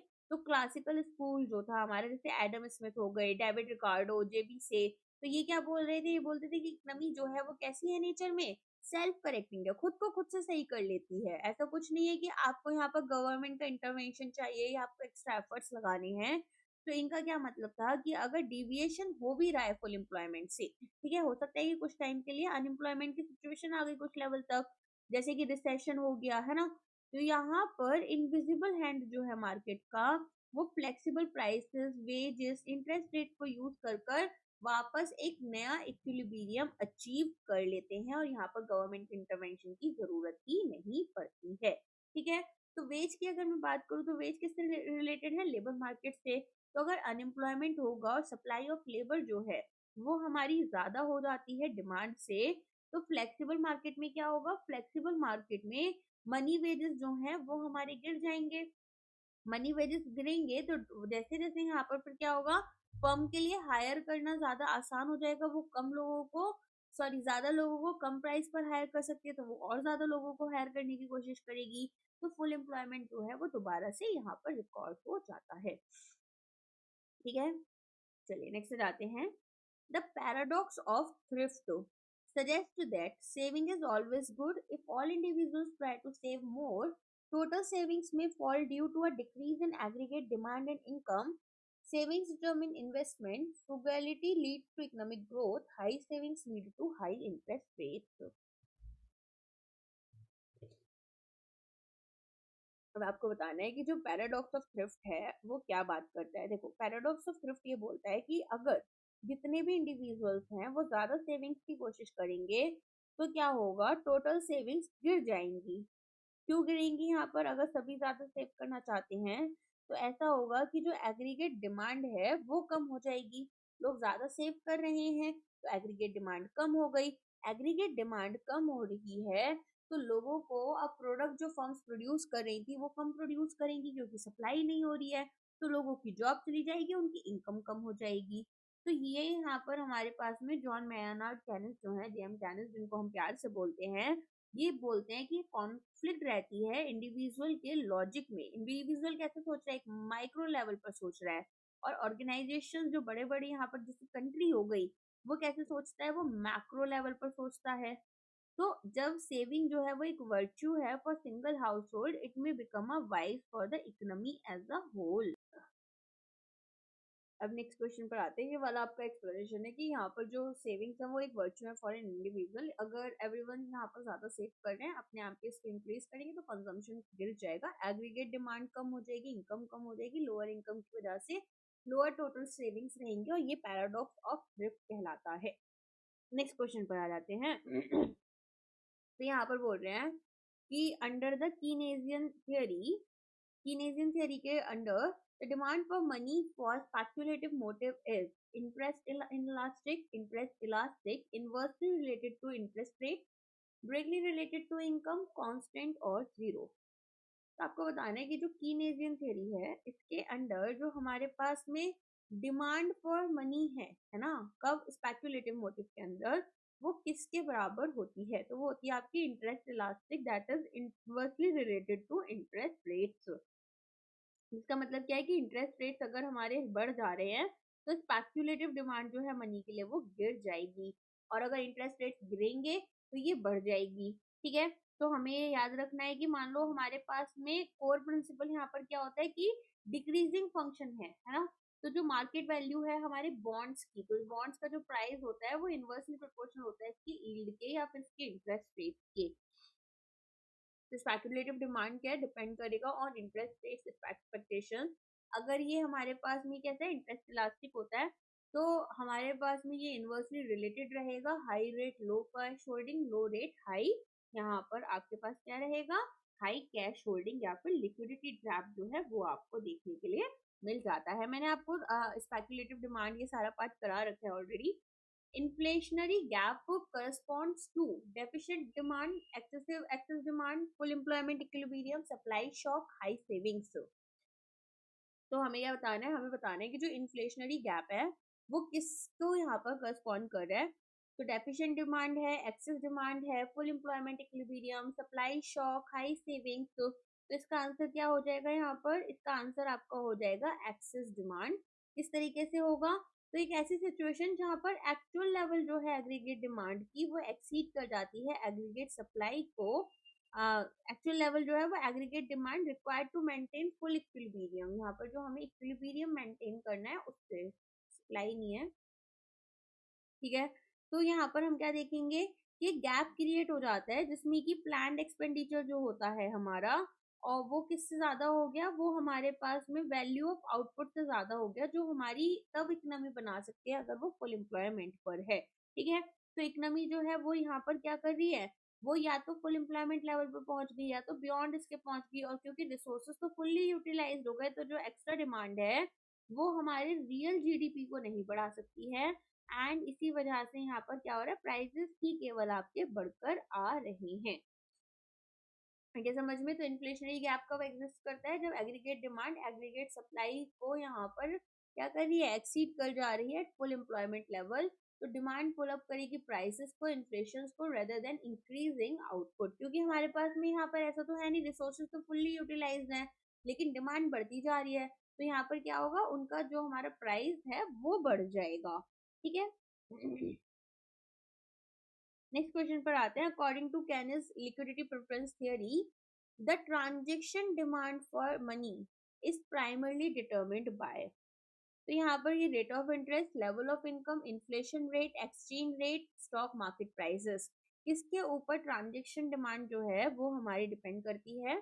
तो यहाँ पर हमें याद रखना होगा कि हमारे पास में लिक्विडिटी प्रेफरेंस थ्योरी जो होती है उसमें ये बोला गया है कि जो डिमांड फॉर मनी है, मनी डिमांड जो है वो किस पर डिपेंड करेगी, लेवल ऑफ इनकम के ऊपर डिपेंडेंट होती है।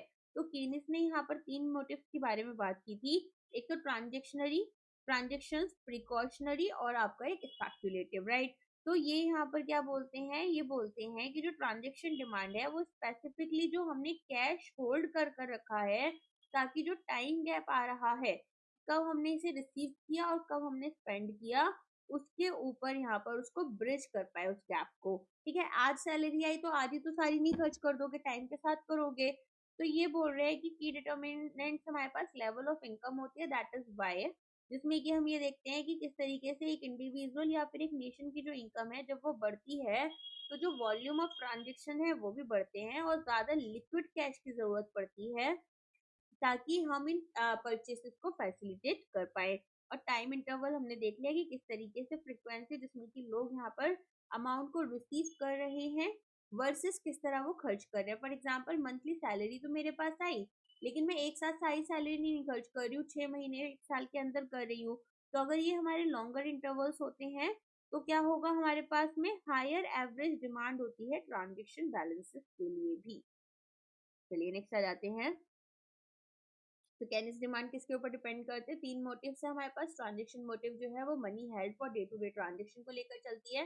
प्रिकॉशनरी मोटिव जो है वो यहाँ पर हमारा फंक्शन कर रहा है लेवल ऑफ इनकम के साथ में, जनरली ये हमारे पास इंटरेस्ट इन इलास्टिक रहते हैं, ठीक है। तो यहाँ पर हमें याद रखना है कि किस तरीके से हमारे पास ये जो मोटिव्स हैं ये डिपेंड कर रहे होते हैं। तो ट्रांजेक्शन मोटिव और प्रिकॉशनरी मोटिव दोनों ही हमारे लेवल ऑफ इनकम के ऊपर डिपेंडेंट होते हैं। Broad money M3 in India includes only what? अब आपको बताना है इसमें करेंसी, ठीक है, plus demand deposits, M1 plus post office savings, M1 plus time deposits with bank, currency plus gold reserves, all bank deposits plus post office deposits. तो इसका answer क्या होगा? तो आरबीआई की जो डेफिनेशन है उसके अकॉर्डिंग M3 कैसे कैलकुलेट करेंगे, M1 plus net time deposits with the banking system, ठीक है। तो अब हमारे पास में जो कंपोनेंट्स आ जाएंगे वो कौन कौन से आ जाएंगे, M1 में हमारे पास नैरो मनी होती है, ठीक है, मोस्ट लिक्विड पार्ट इसे हम बोल सकते हैं अपना। तो करेंसी जो कि हमारी पब्लिक के पास में है, डिमांड डिपॉजिट्स हो गए, दैट इज मनी हमारे कासा अकाउंट में, करेंट अकाउंट और सेविंग अकाउंट में जो चल रही होगी। इसके अलावा यहाँ पर जो अदर डिपॉजिट्स विद आरबीआई है, इस और क्या हो जाएगा, नेट टाइम डिपॉजिट्स में हमारे पास में फिक्स डिपॉजिट्स आ जाते हैं और जो बाकी अलग अलग तरह के टाइम टर्म डिपॉजिट्स हमारे रहेंगे, ठीक है। तो इनको हम यहाँ पर लेकर चल रहे होते हैं। तो M3 हमारे पास M1 plus net time deposits जो है ये आपका रहता है। तो C आपका जो है आंसर बन जाएगा। आगे समझ में, M1 हमारे पास में क्या है, करेंसी प्लस डिमांड डिपॉजिट्स।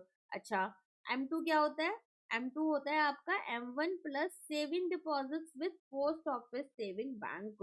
और M3 हमने देख ही लिया। M4 क्या होगा, M4 हो जाएगा M3 plus total post office deposit, जिसमें कि हम NSCs को एक्सक्लूड कर देते हैं, नेशनल सेविंग सर्टिफिकेट्स को। ये भी मैंने आपको पूरा का पूरा चैप्टर करा रखा है, इसे देख सकते हो आप। In a liquidity trap, the speculative demand for money curve is vertical, horizontal, upward sloping, downward sloping और U-shaped. तो हमें क्या बताना है, हमें यहाँ पर बताना है कि जब लिक्विडिटी ट्रैप हो जाता है तो स्पेक्युलेटिव डिमांड जो हमारे पास होगी मनी कर्व के लिए वो कैसी होनी चाहिए, वो होती है आपकी horizontal, that is perfectly elastic.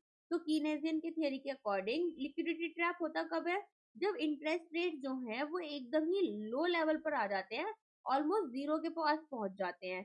तो ऐसी सिचुएशन में लो अपॉर्चुनिटी कॉस्ट है, इंटरेस्ट रेट्स इतने कम है कि यहाँ पर कॉस्ट कैश को होल्ड करना, ठीक है, भी हमारे पास में क्या होगा, इंटरेस्ट रेट्स इतने कम होने की वजह से यहाँ पर कॉस्ट ऑफ होल्डिंग कैश हमारे पास जीरो हो जाती है, नेग्लिजिबल हो जाती है. मतलब अगर मैं यहाँ पर कैश को इन्वेस्ट ना कर कर होल्ड कर लूं तो भी कोई दिक्कत नहीं है, ऐसा मुझे कोई फर्क नहीं पड़ने वाला. ठीक है, यहाँ पर इन्वेस्टर्स को ऐसा लगता है कि नहीं, इंटरेस्ट रेट जो है वो इतने ज्यादा नीचे नहीं गिरेंगे, एक टाइम आएगा कि ऊपर बढ़ेंगे, और एक हमारे पास में इन्वर्स रिलेशनशिप रहती ही है. तो परफेक्ट इलास्टिक क्यों बन रहे हैं, क्योंकि यहाँ पर सभी लोग क्या चाह रहे हैं कि भाई कैश को ना होल्ड कर कर रखो, इन्वेस्ट करोगे तो कुछ खास इंटरेस्ट तो मिलना नहीं, ऑलमोस्ट नेग्लिजिबल मिलना है.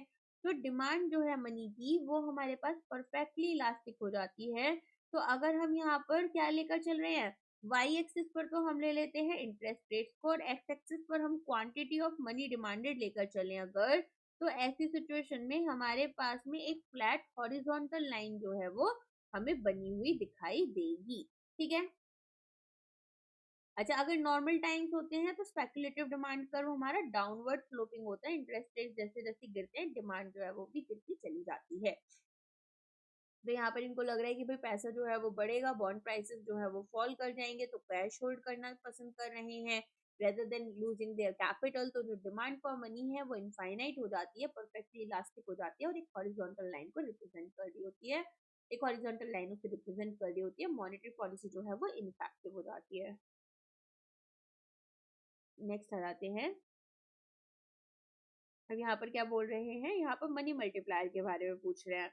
The money multiplier will increase if the currency deposit ratio increases, लोग यहाँ पर ज्यादा होल्ड कर रहे हैं कैश को, reserve deposit ratio increases, CRR SLR, reserve deposit ratio decreases, monetary base decreases, या फिर सेंट्रल बैंक जो है वो सिक्योरिटीज बेच रहा है.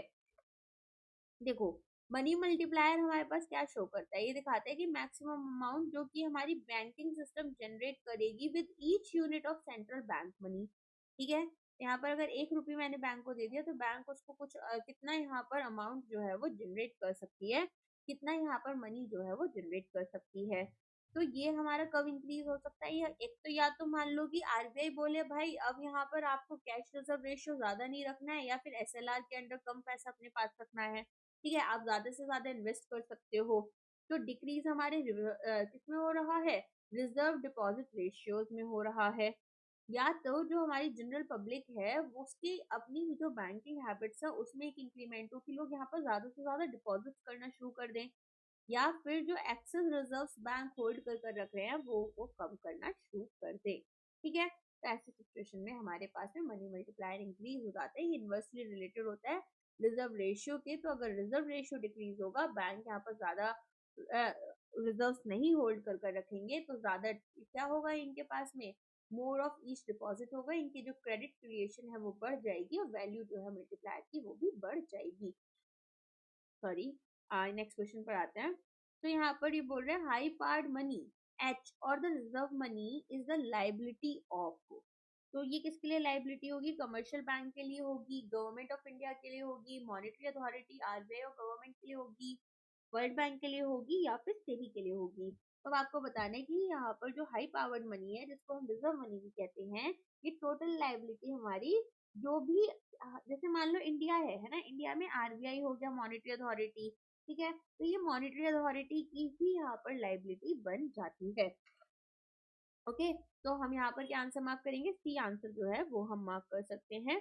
अब इसे लाइबिलिटी क्यों बोला जाता है, क्योंकि जो इशुअर होते हैं, लेट अस से आरबीआई यहाँ पर अगर इशुअर है तो वो ओ करती है value of money to the holder.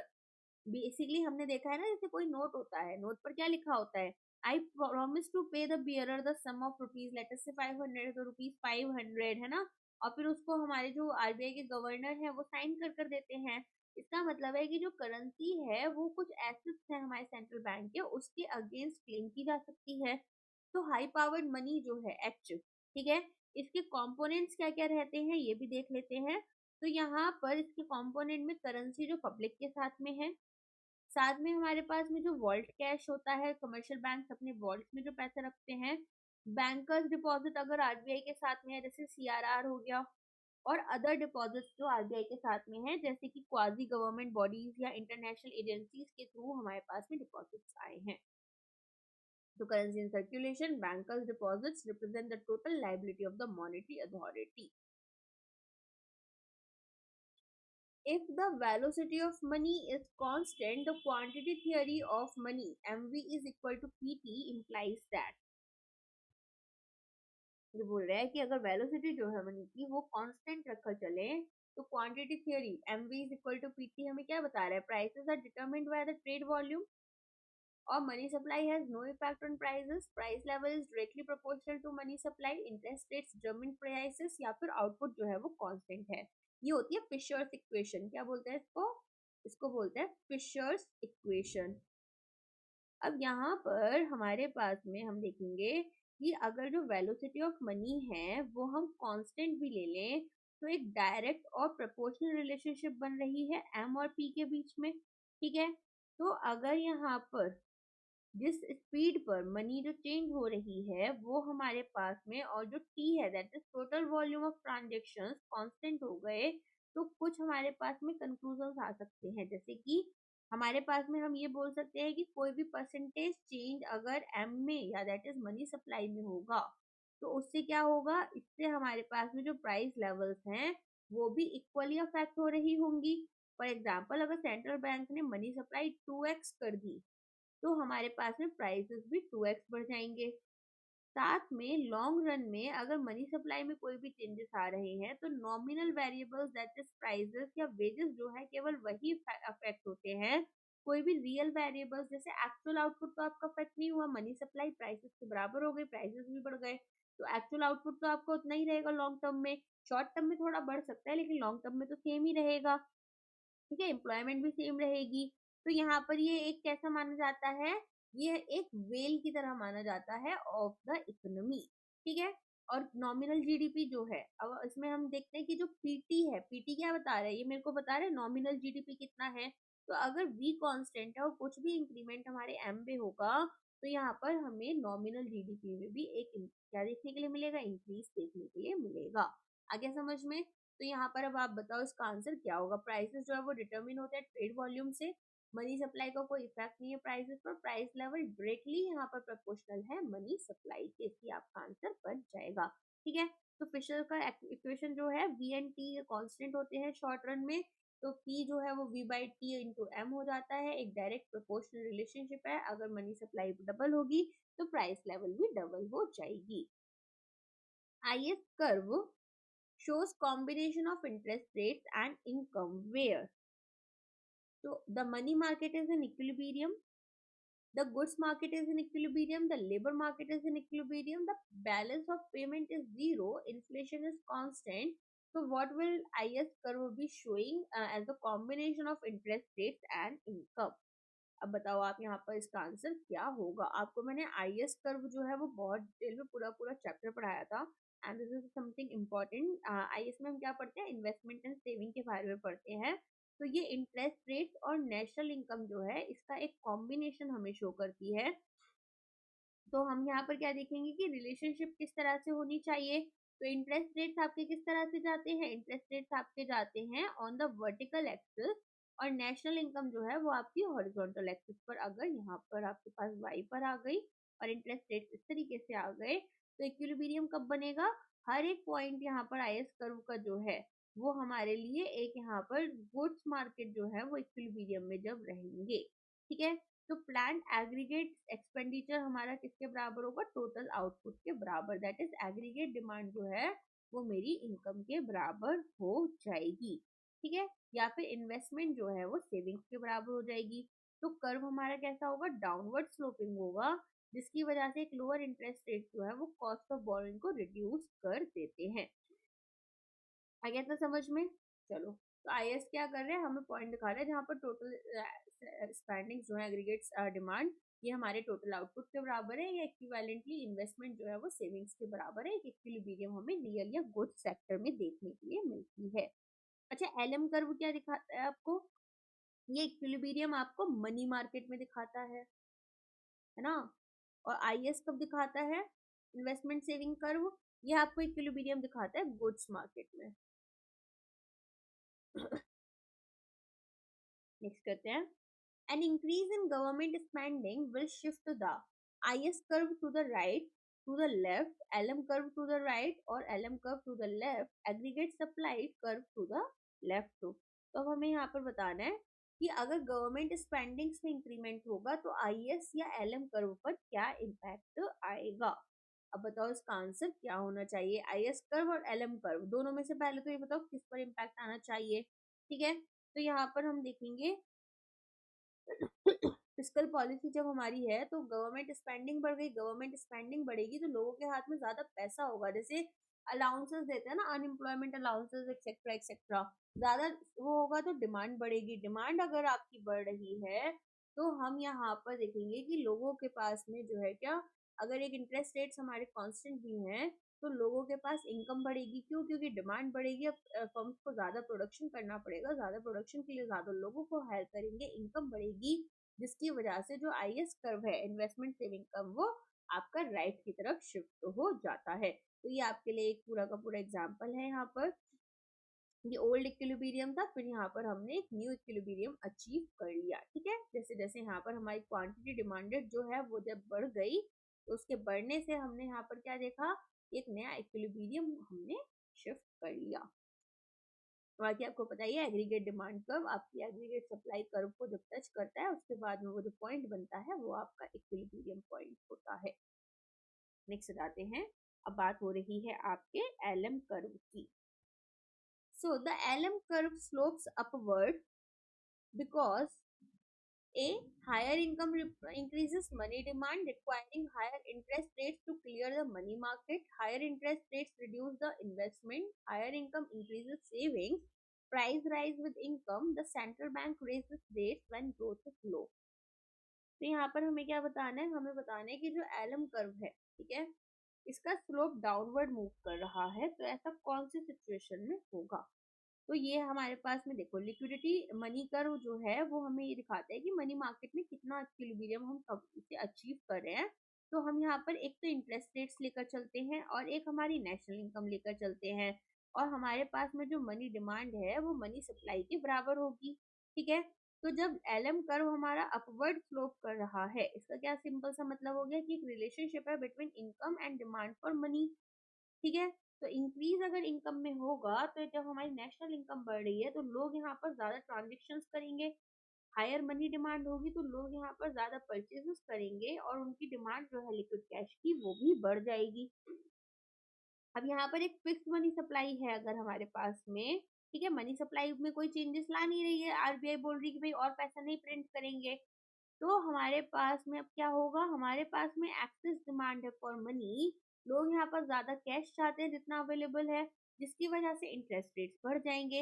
Interest rates बढ़ेंगे तो लोग इक्विलिब्रियम यहाँ पर हम क्या करेंगे, इक्विलिब्रियम अचीव करना चाहेंगे, तो एक higher interest rate opportunity cost जो है कैश होल्ड करने की उसको बढ़ा देते हैं, जिसकी वजह से लोग अब कम कैश होल्ड करना चाहेंगे। अब कम कैश होल्ड करना चाहेंगे तो वो जैसे बॉन्ड्स वगैरह खरीद लिए उन्होंने, ठीक है, तो हायर इंटरेस्ट रेट्स यहाँ पर डिमांड फॉर मनी को रिड्यूस कर देते हैं। वंस यहाँ पर हमने एक इक्विलिब्रियम अचीव कर लिया तो हम एक नया इक्विलिब्रियम यहाँ पर अचीव करने पहुंच जाते हैं। ठीक है, तो जैसे जैसे इनकम इंक्रीज होती है ट्रांजेक्शन डिमांड फॉर मनी जो है वो भी हमारी इंक्रीज हो जाएगी, क्योंकि लोगों को ज्यादा पैसे की जरूरत है। अब क्योंकि मनी सप्लाई हमारी फिक्स्ड है तो हमारे पास जो इंक्रीज है, ठीक है, हमारे एलटी में that is transaction demand for money, वो हमारी स्पेक्युलेटिव डिमांड फॉर मनी की वजह से बैलेंस हो जाती है और एक इक्विलिब्रियम हम अचीव कर लेंगे। नेक्स्ट क्वेश्चन है, in the ISLM framework crowding out means. Private investment falls due to a rise in interest rates caused by government borrowing for spending. Imports replace domestic production. Large firms push out small firms.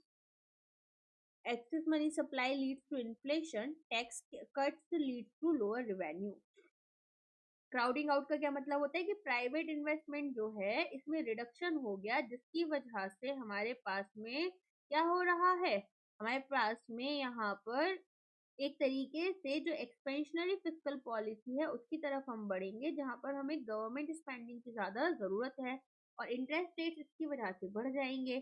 तो हम यहाँ पर क्या देखेंगे कि government ने क्या करा, अपने खर्चे बढ़ा दिए, तो आईएस कर्व जो था वो मेरा अब राइट की तरफ शिफ्ट हो गया। अब इनकम जो है वो लोगों की बढ़ गई। इनिशियली क्या हुआ कि ये जो इंक्रीज यहाँ पर स्पेंडिंग में हुआ तो लेवल ऑफ नेशनल इनकम बढ़ गई, आउटपुट बढ़ गया और हायर डिमांड ऑफ मनी जो है वो क्रिएट हो गई। अब क्योंकि डिमांड यहाँ पर इंक्रीज हो रही है और लोगों को ज्यादा पैसा चाहिए ट्रांजेक्शन के लिए, तो एक एक्सेस डिमांड क्रिएट हो गई, जबकि हमारा जो आरबीआई है वो तो मनी सप्लाई कर नहीं रहा। तो बैलेंस रिस्टोर करने के लिए इंटरेस्ट रेट्स को बढ़ना पड़ेगा। अब इंटरेस्ट रेट्स अगर यहाँ पर बढ़ रहे होते हैं तो बोरोइंग अब यहाँ पर क्या है, एक्सपेंसिव हो गई। अब आप कहीं से भी इंटरेस्ट रेट बढ़ गए, खुद लोन लेने जाओगे तो महंगा पड़ेगा, जिसकी वजह से प्राइवेट बिजनेसेस अपनी इन्वेस्टमेंट स्पेंडिंग को कम कर लेते हैं। अब वो कम यहाँ पर इन्वेस्टमेंट डिमांड कर रहे हैं एंड क्राउडिंग आउट यहाँ पर देखने के लिए मिलता है। ठीक है, तो ए जो है वो आपका आंसर हो जाएगा। Expansionary monetary policy, increasing money supply shifts the IS curve to the right, IS curve to the left, LM curve to the right or down, LM curve to the left or up और neither curve. तो बताइए इसका answer क्या होगा। तो यहाँ पर हमारे पास में हम देखेंगे कि ISLM फ्रेमवर्क में अगर एक एक्सपेंशनरी मॉनेटरी पॉलिसी है, दैट इज मॉनेटरी सप्लाई हमारी बढ़ रही है, तो हमारे पास में जो एलएम कर्व है वो राइटवर्ड आपका जाता है। ठीक है, आईएस कर्व जो है उसमें कोई भी शिफ्ट आपको देखने के लिए नहीं मिलती है। एलएम कर्व में शिफ्ट क्यों देखने के लिए मिलती है, क्योंकि हमारे पास में एलएम कर्व एक इक्विलिब्रियम हमें मनी मार्केट में शो करता है। तो जब सेंट्रल बैंक मनी सप्लाई को बढ़ा देंगे तो ज्यादा कैश अवेलेबल होगा। अब ज्यादा कैश अवेलेबल होगा तो हम ऐसा बोल सकते हैं कि लोग क्या चाहते हैं, वो चाहेंगे कि ठीक है इनिशियली हम इसको होल्ड कर कर रखें और लोगों को यहाँ पर कि वो लोग एनकरेज किया जाए कि भाई एक्स्ट्रा कैश को आप यहाँ पर एक्स्ट्रा मनी को होल्ड करो। जो प्राइस ऑफ मनी है या फिर जो इंटरेस्ट रेट्स हैं वो हमारे क्या हो रहे हैं, वो गिर जाएंगे। तो ये जो शिफ्ट आता है वो कब आता है, जब इंटरेस्ट रेट्स हमारे लोअर हैं, ठीक है, at any given level of income, और एलएम कर्व हमारा राइटवर्ड शिफ्ट हो जाएगा। आगे समझ में। अच्छा, एक्सपेंशनरी फिस्कल पॉलिसी होती है तो क्या होता है, एक आपको पहले ना यहाँ पर मैं थोड़ा सा टेबल के फॉर्म में समझा देती हूँ।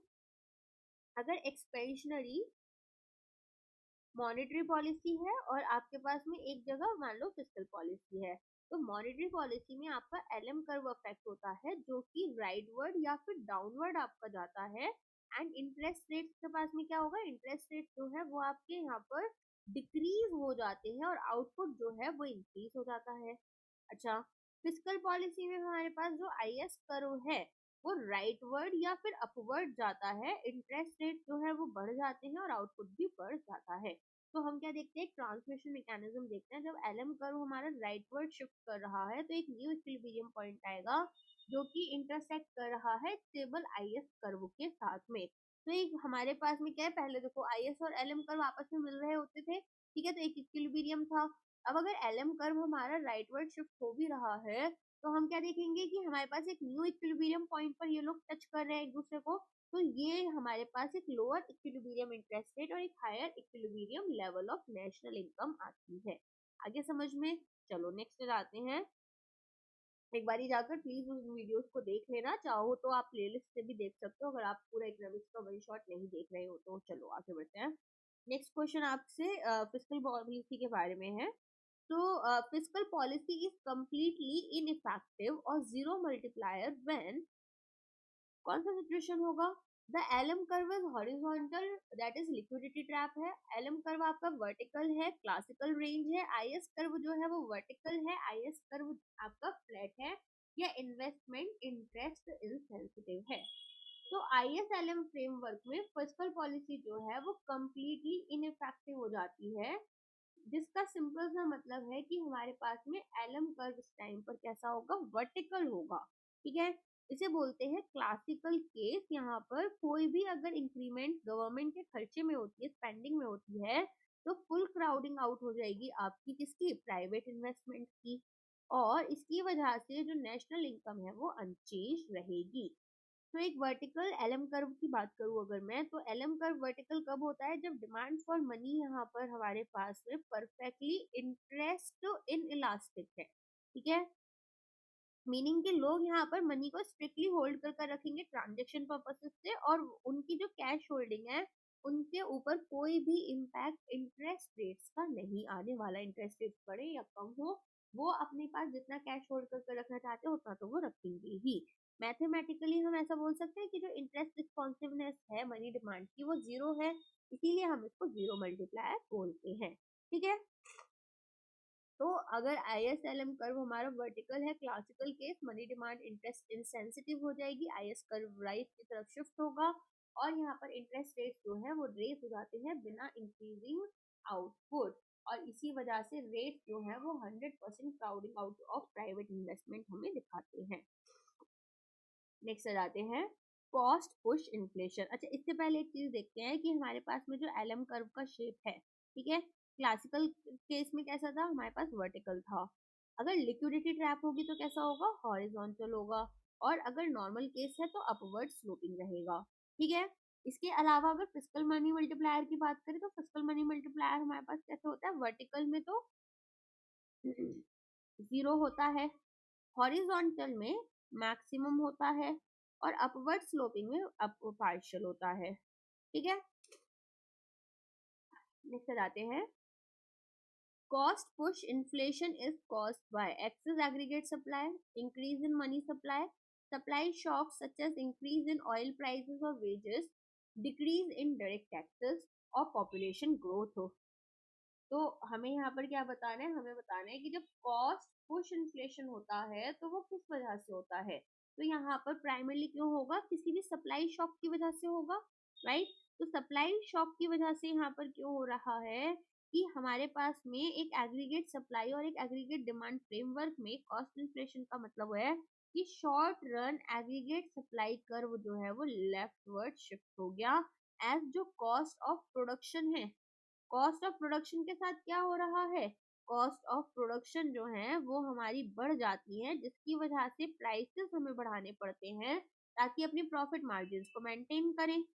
तो कॉस्ट पुश इन्फ्लेशन अगर हम देखें यहाँ पर, तो हमारे पास में सप्लाई शॉक्स में क्या होगा, कोई भी सडन इवेंट जो कि कॉस्ट ऑफ इनपुट को बढ़ा रही है।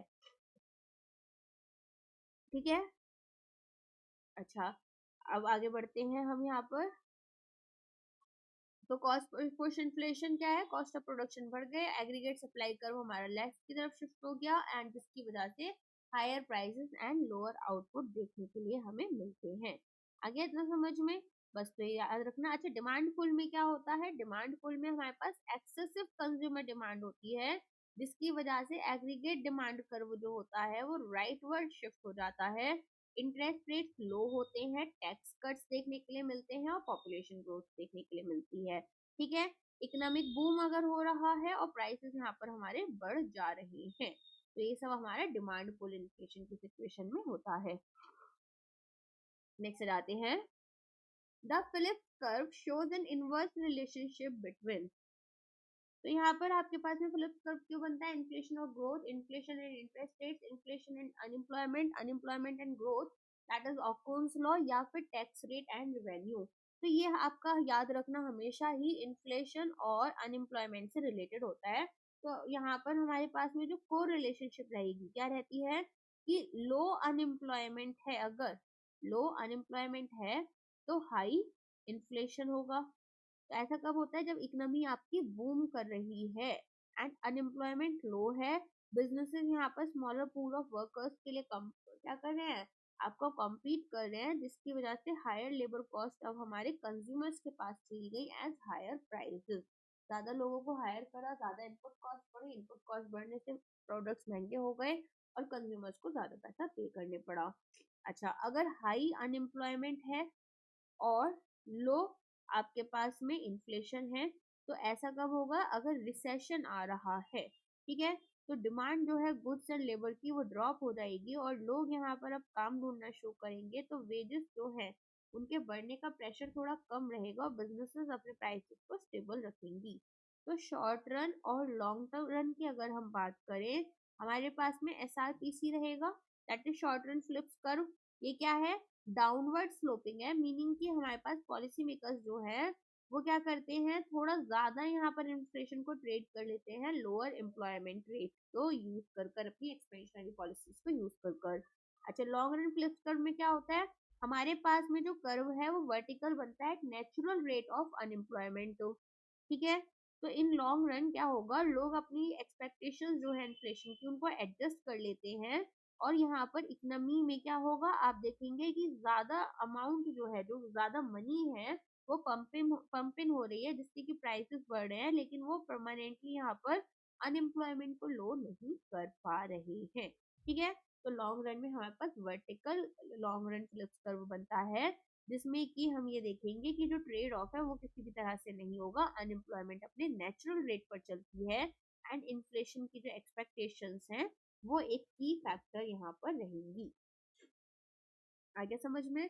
ट्रेड ऑफ समझ में आ गया। रिड्यूस करेंगे इन्फ्लेशन तो इकोनॉमी जो है वो यहाँ पर बेसिकली क्या है, अनएम्प्लॉयमेंट और आपका इन्फ्लेशन के बीच में इनवर्सली प्रोपोर्शनल रिलेशनशिप है, meaning higher unemployment lower inflation, lower unemployment higher inflation. Okay, next आ जाते हैं। Stagflation refers to a situation of, तो स्टैगफ्लेशन में क्या होगा ये आपसे पूछा जा रहा है। देखो हमारे पास में अगर स्टैगफ्लेशन की बात करें, एक ऐसी सिचुएशन होती है जब इकोनॉमी तीन नेगेटिव कंडीशंस को एक साथ फेस करती है। कौन कौन सी है? इन्फ्लेशन हाई हो गया, ठीक है, इकोनॉमिक ग्रोथ जो है वो फिर भी स्लो चल रही है, तो ऐसा क्या हो रहा है, स्टैग्नेशन हो रहा है, एंड अनएम्प्लॉयमेंट जो है वो भी आपका हायर रहेगा। तो हमारे पास में क्या होता है, एक ब्लेंड देखा जाता है स्टैगफ्लेशन और इन्फ्लेशन के बीच में, दैट इज स्टैगफ्लेशन। आ गया समझ में? तो नॉर्मल इकोनॉमिक कंडीशन में इन्फ्लेशन और अनएम्प्लॉयमेंट जो है वो ऑपोजिट डायरेक्शंस में मूव करते हैं, हमें ये तो पता है। लेकिन अगर हम ये देखें कि हमारे पास अगर स्टैगफ्लेशन है तो इकोनॉमिक ग्रोथ जीडीपी जो है वो फ्लैट डिक्लाइन होता है, अनएम्प्लॉयमेंट जो है वो हाइयर होती है और इन्फ्लेशन जो है वो भी राइज कर रहे होते हैं, ठीक है। पॉलिसी डायलेमा क्या रहेगा स्टैग्फ्लेशन में? एक तरीके से हम इसको इकोनॉमिक नाइटमेयर भी बोलते हैं। आपसे पूछा जाए कि इकोनॉमिक नाइटमेयर किसके लिए यूज की जाती है टर्म, तो वो यूज की जाती है आपके स्टैग्फ्लेशन के लिए, क्योंकि हमारे पास में जो सेंट्रल बैंक हैं, ठीक है, वो अब क्या कर पा रहे हैं, जो टूल्स वो यूज कर रहे थे इन्फ्लेशन को कंट्रोल करने के लिए, अब उन्हें वो यूज नहीं कर पा रहे हैं। क्यों? अगर मान लो इंटरेस्ट रेट्स को मैंने बढ़ा दिया तो उससे क्या होगा, उससे यहाँ पर जो स्पेंडिंग है वो हमारी कम हो जाएगी, लोग खर्चा करना कम कर देंगे, जिसकी वजह से ग्रोथ हमारी और ज्यादा स्लो डाउन हो जाएगी और अनएम्प्लॉयमेंट बढ़ेगा। अच्छा, अगर अनएम्प्लॉयमेंट से फाइट करने का सोचे तो गवर्नमेंट ने यहाँ पर खर्चा बढ़ाया, इंटरेस्ट रेट्स कम करे, तो क्या होगा, हमारे पास में ग्रोथ तो होगी लेकिन इन्फ्लेशन जो है वो और ज्यादा बढ़ जाएगा क्योंकि गवर्नमेंट खर्चा कर रही है, ठीक है।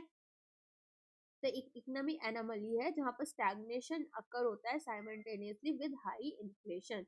एक डायलेमा ये पॉलिसी मेकर्स के लिए बना देते हैं। नेक्स्ट क्वेश्चन पर आते हैं। According to natural rate hypothesis, Friedman Phillips the long run Phillips curve is, अब आपको बताना है ये डाउनवर्ड स्लोपिंग होता है या फिर ये यहाँ पर हॉरिजॉन्टल है, वर्टिकल है at the natural rate of unemployment, या अपवर्ड स्लोपिंग है या बैकवर्ड स्लोपिंग है, क्या यहाँ पर रहेगा। तो देखो, अगर नेचुरल रेट हाइपोथेसिस की बात करें, इसको कौन लेकर आए थे, इसको लेकर आए थे मिल्टन फ्राइडमैन, ठीक है। मिल्टन फ्राइडमैन और एडमंड फिलिप्स कर यहाँ पर दो लोग थे। एडमंड फिलिप्स, इन्होंने बोला कि जो लॉन्ग रन फिलिप्स कर्व बनता है वो कैसा बनता है, वो बनता है आपका वर्टिकल, ठीक है। और ये वर्टिकल लाइन जो होती है वो पोजीशन की जाती है नेचुरल रेट ऑफ अनएम्प्लॉयमेंट के ऊपर, जिसका सीधा सा मतलब है non accelerating inflation rate of employment. तो हमारे पास में कोई भी यहाँ पर मैंने आपको बताया था ना भी थोड़ी देर पहले भी कि लॉन्ग रन फ्लिप्स कर्व में आपके पास कोई भी ट्रेड ऑफ नहीं होता, जैसे हमने शॉर्ट रन में देखा था। तो शॉर्ट रन में तो हमारे पास में ट्रेड ऑफ हो रहा था अनएम्प्लॉयमेंट का और इन्फ्लेशन का, यहाँ पर हमारे पास में ऐसा कुछ भी नहीं होता है, कोई परमानेंट ट्रेड ऑफ देखने के लिए नहीं मिलता। लॉन्ग रन में लोग और जो फर्म्स हैं या फिर जो हमारे पास में वर्कर्स हैं, वो अपनी एक्सपेक्टेशंस को एक्चुअल रेट ऑफ इन्फ्लेशन के अकॉर्डिंग एडजस्ट कर लेते हैं और एंटिसिपेट करते हैं कि प्राइसेस जो है वो इंक्रीज होंगे, और डिमांड यहाँ पर वो हायर वेजेस की करने लगते हैं, जिसकी वजह से अपने पास जो एम्प्लॉयमेंट गेन्स थे वो भी न्यूट्रलाइज हो जाते हैं, और एक अनएक्सपेक्टेड इन्फ्लेशन की वजह से ये जो अनएम्प्लॉयमेंट था ये आपने बढ़ता हुआ देखा था। अब यहाँ पर ना अब आपके दिमाग में क्वेश्चन आया होगा कि ये जो वर्टिकल शेप है ये इंपॉर्टेंट क्यों है। देखो, इसका सिंपल सा मतलब है कि जो मॉनेटरी और फिस्कल पॉलिसीज हैं, अब ये अनएम्प्लॉयमेंट को लोअर नहीं कर सकती परमानेंटली, इस नेचुरल लेवल से नीचे नहीं लेकर आ सकती है। ठीक है, तो अगर नेचुरल रेट को ही आपको रिड्यूस करना है तो इकोनॉमी को क्या करना पड़ेगा, सप्लाई साइड पॉलिसीज जैसे कि job training, labour market reforms, ये सब लाने पड़ेंगे, रेदर देन कि आप यहाँ पर ज्यादा पैसा प्रिंट करो या अपने खर्चे बढ़ा दो। तो इंडिया में ना करेंटली अभी यही वाली सिचुएशन चल रही है, इसीलिए थोड़ा इंपॉर्टेंट भी है कि एक्सपेक्टेशन एडजस्ट करनी है। मनी यहाँ पर न्यूट्रल है, कोई भी ट्रेड ऑफ इन्फ्लेशन और अनएम्प्लॉयमेंट में नहीं देखा जा रहा। आईएमएफ ने भी इंडिया को बोला हुआ है ना कि अब आप अपने यहाँ पर स्ट्रक्चरल चेंजेस करो, अदरवाइज आपको दिक्कत आएगी। चलो नेक्स्ट क्वेश्चन पर आते हैं। Which index is used as headline inflation measure for inflation targeting by RBI? तो यहाँ पर हमारे पास में आरबीआई कौन सा इंडेक्स है जिसको हेडलाइन इन्फ्लेशन मेजर की तरह यूज कर दिया for inflation targeting? WPI, CPI industrial workers, CPI combined consumer price index, GDP deflator, या फिर पीपीआई? देखो, यहाँ पर सीपीआई कंबाइंड जो है वो हमारे यूज किया जाता है आरबीआई के थ्रू। तो टारगेट क्या है, आरबीआई ने बोला है कि भाई मुझे हेडलाइन इन्फ्लेशन जो है वो अपने 4% के टारगेट पर मेंटेन करना है, जहाँ पर टॉलरेंस बैंड ±2% का है। तो हेडलाइन इन्फ्लेशन का मतलब क्या होता है, सबसे पहले तो ये बताओ। हेडलाइन इन्फ्लेशन का मतलब होता है कि जो टोटल इन्फ्लेशन हमारी पूरी इकोनॉमी के अंदर है, विद इन यहाँ पर इकोनॉमी है, इंक्लूडिंग जिसमें वॉलेटाइल कंपोनेंट जैसे फूड एंड फ्यूल भी आप लेकर चलोगे, एंड ये कोर इन्फ्लेशन से अलग है जो कि इन फूड और फ्यूल को नहीं लेकर चल रहा। ठीक है, आ गया समझ में? चलो, तो यहाँ पर आप देखेंगे कि सीपीआई कंबाइंड जो है वो हमारे पास में यहाँ पर देखने के लिए मिलता है। नेक्स्ट क्वेश्चन है, डिसइंफ्लेशन मीन्स। अब आपको बताना है कि डिसइंफ्लेशन मीन्स व्हाट। तो सबसे पहले तो यहाँ पर आपसे पहले ऑप्शन में बोल रहे हैं कि राइज हो रहा है, किस चीज में राइज हो रहा है, राइज आपको देखने के लिए मिल रहा है आपके जनरल प्राइस लेवल में। दूसरा बोल रहे हैं फॉल हुआ है general price level negative inflation में। तीसरा बोल रहे हैं स्लो डाउन हुआ है of the rate of inflation. चौथा बोल रहे हैं गवर्नमेंट पॉलिसी है कि किस तरह से प्राइसेस को इंक्रीज करना है, हाइपर इन्फ्लेशन। तो डिसइंफ्लेशन का क्या मतलब हो गया यहाँ पर, और डिफ्लेशन का क्या मतलब हो गया वो भी बताऊंगी। डिसइंफ्लेशन का मतलब है कि रेट ऑफ इन्फ्लेशन जो है वो डिक्रीज हो रहा है। ठीक है, सिंपल सा इसका ऐसा बोल सकते हैं कि इन्फ्लेशन जो है वो आपका गिर रहा है लेकिन पॉजिटिव सिचुएशन में है। जैसे अगर मान लो इन्फ्लेशन 7% है तो 7 से 4% हो गया, है ना। तो ये हमारे पास होता है डिसइंफ्लेशन। और एक होता है डिफ्लेशन, तो सी हमारा आंसर हो जाएगा। डिफ्लेशन में क्या होता है, डिफ्लेशन में इन्फ्लेशन रेट जो है वो आपका नेगेटिव हो जाएगा। डिसइंफ्लेशन में एक नेगेटिव रेट नहीं होता है, पॉजिटिव ही है, लेकिन ये आपका धीरे धीरे कम हो रहा है। ठीक है, तो एक्चुअल प्राइसेस जो है गुड्स और सर्विसेज के अगर वो गिर रहे हैं तो डिफ्लेशन। और डिसइंफ्लेशन में जो इन्फ्लेशन का रेट है, जैसे अभी हमने देखा था कि इंडिया में इनिशियली आपका रेट जो है काफी बढ़ गया था, अब वो वापस अपनी लेवल पर आने लग गया है ना, तो वो कहलाएगा आपका डिसइंफ्लेशन। चलो आगे बढ़ते हैं। डिसइंफ्लेशन क्या है, reduction in the rate of inflation. Prices हमारे अभी भी बढ़ रहे हैं लेकिन लोअर पेस पर बढ़ रहे हैं। अच्छा, अब आपके दिमाग में एक चीज आया होगा कि डिसइंफ्लेशन होता क्यों है। तो यहाँ पर हमारे पास में मॉनेटरी पॉलिसी, सॉरी, डिसइंफ्लेशन जो है अब हमारे पास में क्यों यूज किया जा रहा है। तो बेसिकली गवर्नमेंट क्या करती है, सेंट्रल बैंक अपनी पॉलिसी लेकर आती है कि इकोनॉमी ओवर हीट ना हो जाए, इकोनॉमी यहाँ पर बहुत ज्यादा ऊपर ना चली जाए, तो सेंट्रल बैंक इंटरेस्ट रेट्स को बढ़ा देते हैं ताकि मनी सप्लाई जो है वो कम की जा सके और जो डिमांड है वो भी हमारी डैम्पन की जा सके। साथ में अगर रिसेशन है, अगर तो इकोनॉमिक डाउनटर्न्स के टाइम पर कंज्यूमर स्पेंडिंग जो है वो कम होती है, बिजनेसेस को बोला जाता है कि वो अपने प्राइसेस को भी कम कर लें और कस्टमर्स को अट्रैक्ट करें। सप्लाई चेन अगर इम्प्रूव है तो यहाँ पर हमारे पास में अगर ये चीपर हो जा रही है, इजियर है गुड्स को प्रोड्यूस करना, तो प्रेशर जो है टू रेज रिटेल प्राइसेस ये भी डिक्रीज कर जाता है। आगे समझ में? चलो नेक्स्ट जाते हैं। The phase of business cycle characterized by maximum economic activity and low unemployment. That phase of business cycle is trough, recovery, peak, boom, recession, depression. तो यहाँ पर आपके लिए आंसर क्या होगा? यहाँ पर आपका आंसर होगा पीक। तो हमारे पास में ऐसी सिचुएशन क्या होती है, ये वाला आपके पास, एक सेकंड मैंने शायद ग्राफ एडजस्ट किया है, हाँ देखो, ये देखो आप एक बारी। तो हमारे पास अलग अलग सिचुएशन होती है, ठीक है।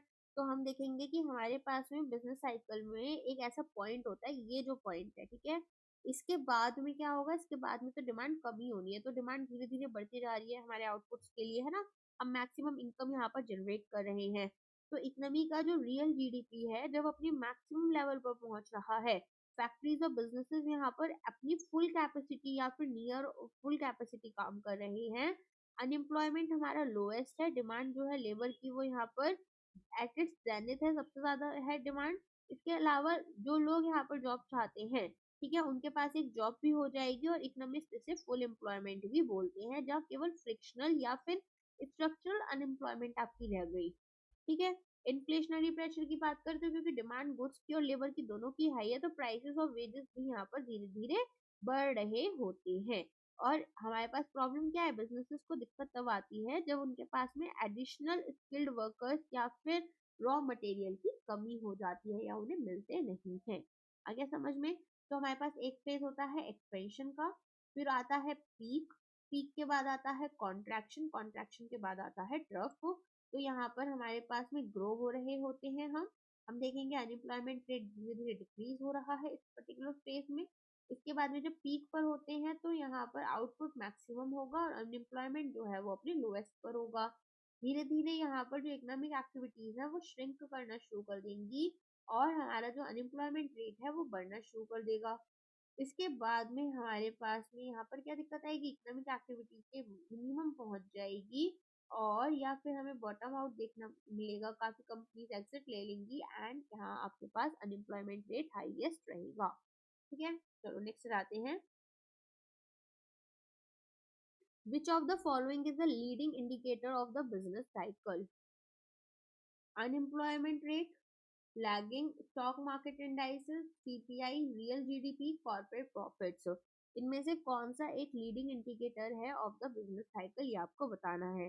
लीडिंग इंडिकेटर का क्या मतलब होता है? मेजरेबल इकोनॉमिक फैक्टर, जो कि हमारे पास में इकोनॉमी जो कि यहाँ पर ऐसा होल शुरू से लेकर अभी तक या पर्टिकुलर ट्रेंड या पैटर्न तक किस तरह से चल रही थी, ठीक है। तो इकोनॉमिक्स का पॉलिसी मेकर्स क्या करते हैं? वो फ्यूचर यहाँ पर प्रेडिक्ट कर रहे होते हैं कि भाई क्या क्या चीजें यहाँ पर फ्यूचर में शिफ्ट हो सकती हैं, किस तरीके से इकोनॉमिक एक्टिविटीज बदल सकती हैं, डिमांड बदल सकती है। तो हमारे पास में अगर हम बात करें लीडिंग इंडिकेटर की, तो वो क्या क्या हो सकते हैं? स्टॉक मार्केट प्राइसेस हो सकते हैं, बिल्डिंग परमिट्स हो सकती हैं, न्यू ऑर्डर्स हमारे कंज्यूमर गुड्स के लिए हो सकते हैं, एवरेज वीकली आवर कितना हमने काम किया वो हो सकता है, कंज्यूमर यहाँ पर कितना उनका कॉन्फिडेंस इंडेक्स है या फिर यील्ड कर्व हमारा कैसा होगा। ये सारे फैक्टर्स हमें क्या बताते हैं? ये सारे फैक्टर्स जो है leading factor indicator of the business cycle काम कर रहे होते हैं। आगे समझ में? इसका answer of course stock market indices हो जाएंगे, जो कि फ्यूचर एक्सपेक्टेशन हमें प्रॉफिटेबिलिटी की बताते हैं। A recession is technically defined as, तो रिसेशन आप कैसे डिफाइन करेंगे? अभी आपको बताया था 1 month of negative growth, 2 consecutive quarters of negative real GDP, high inflation, stock market crash, or slow down in growth rate, for example from 8% to 6%। तो recession जो है वो 2 consecutive quarters of GDP में हमारे पास नेगेटिव ग्रोथ अगर दिखा रहा होता है तब हम उसे बोलते हैं, ठीक है। तो हमारे पास में ये थोड़ा सा स्टैंडर्ड रूल ऑफ थंब की तरह काम कर रहा होता है। एंड यहाँ पर अगर हम देखें कि आपके पास में जीडीपी जैसे इस क्वार्टर में गिरा है ना, और लास्ट क्वार्टर में भी गिरा था, तो हम बोल सकते हैं कि हम अभी रिसेशन में हैं। एक एग्जांपल है, ऐसा हुआ नहीं है, ठीक है। तो यहाँ पर वैसे अलग अलग कंट्रीज के अलग अलग डेफिनेशन भी होती हैं कि ऐसा बोल रहे हैं। Schumpeter's theory of business cycle emphasizes monetary factors, under consumption, innovation, sunspots, psychological errors। तो हमें क्या बताना है, हमें बताना है कि कंप्यूटर्स थियरी जो है वो यहाँ पर क्या बात कर रही होती है। तो अगर हम बात करें जोसेफ कंप्यूटर की, तो उन्होंने बोला था कि इनोवेशन जो है वो प्राइमरी ड्राइवर होता है इकोनॉमिक फ्लक्चुएशन का। तो हम यहाँ पर क्या देखेंगे, हम देखेंगे कि इनोवेशन जो है, ठीक है, वो ये बोलते हैं कि भाई बिजनेस साइकिल जो है वो क्रिएटिव इनोवेशन का एक रिजल्ट होती है, जिसमें कि एंटरप्रेन्योर्स नए इनोवेशंस मार्केट में लेकर आते हैं और एक बूम आता है जिसके बारे में ऑल्दो बाकी लोग बात भी नहीं कर रहे थे, ठीक है। और फिर हम क्या देखेंगे कि इवेंचुअली धीरे धीरे जो मार्केट होता है वो सैचुरेटेड हो जाता है, ओल्ड प्रोडक्ट्स जो है वो ऑब्सलीट हो जाते हैं और रिसेशन हमें मार्केट में देखने के लिए मिलता है, ठीक है। तो यहाँ पर हमारे पास इसका आंसर सी हो जाएगा, बिजनेस साइकिल्स को इनोवेशंस की जरूरत होती है। एंटरप्रेन्योर्स यहाँ पर इनोवेशन अपने फॉर्म्स में लेकर आते हैं, एक बूम देखने के लिए मिलता है, जैसे कि मार्केट सेचुरेट होता है, तुरंत यहाँ पर या कॉम्पिटिटर्स कैचअप करते हैं, प्रॉफिट गिर जाते हैं, ठीक है। चलो नेक्स्ट आते हैं। During a depression the economy experiences.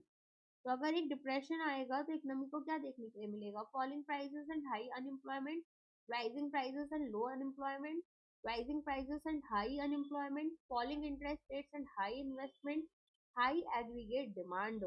तो यहाँ पर इसका आंसर क्या होना चाहिए कि भाई डिप्रेशन के टाइम पर जो इकोनॉमी है वो एक पीरियड ऑफ इकोनॉमिक कोलैप्स देखेगी जो कि ज्यादा सीवियर प्रोलॉन्ग होता है और डैमेजिंग होता है। तो जब रिसेशन एक नॉर्मल पार्ट था हमारे लिए बिजनेस साइकिल का, डिप्रेशन एक एक्स्ट्रा ऑर्डिनरी इवेंट होता है जिसमें कि मैसिव डिक्लाइन आपको जीडीपी में देखने के लिए मिलता है, ठीक है।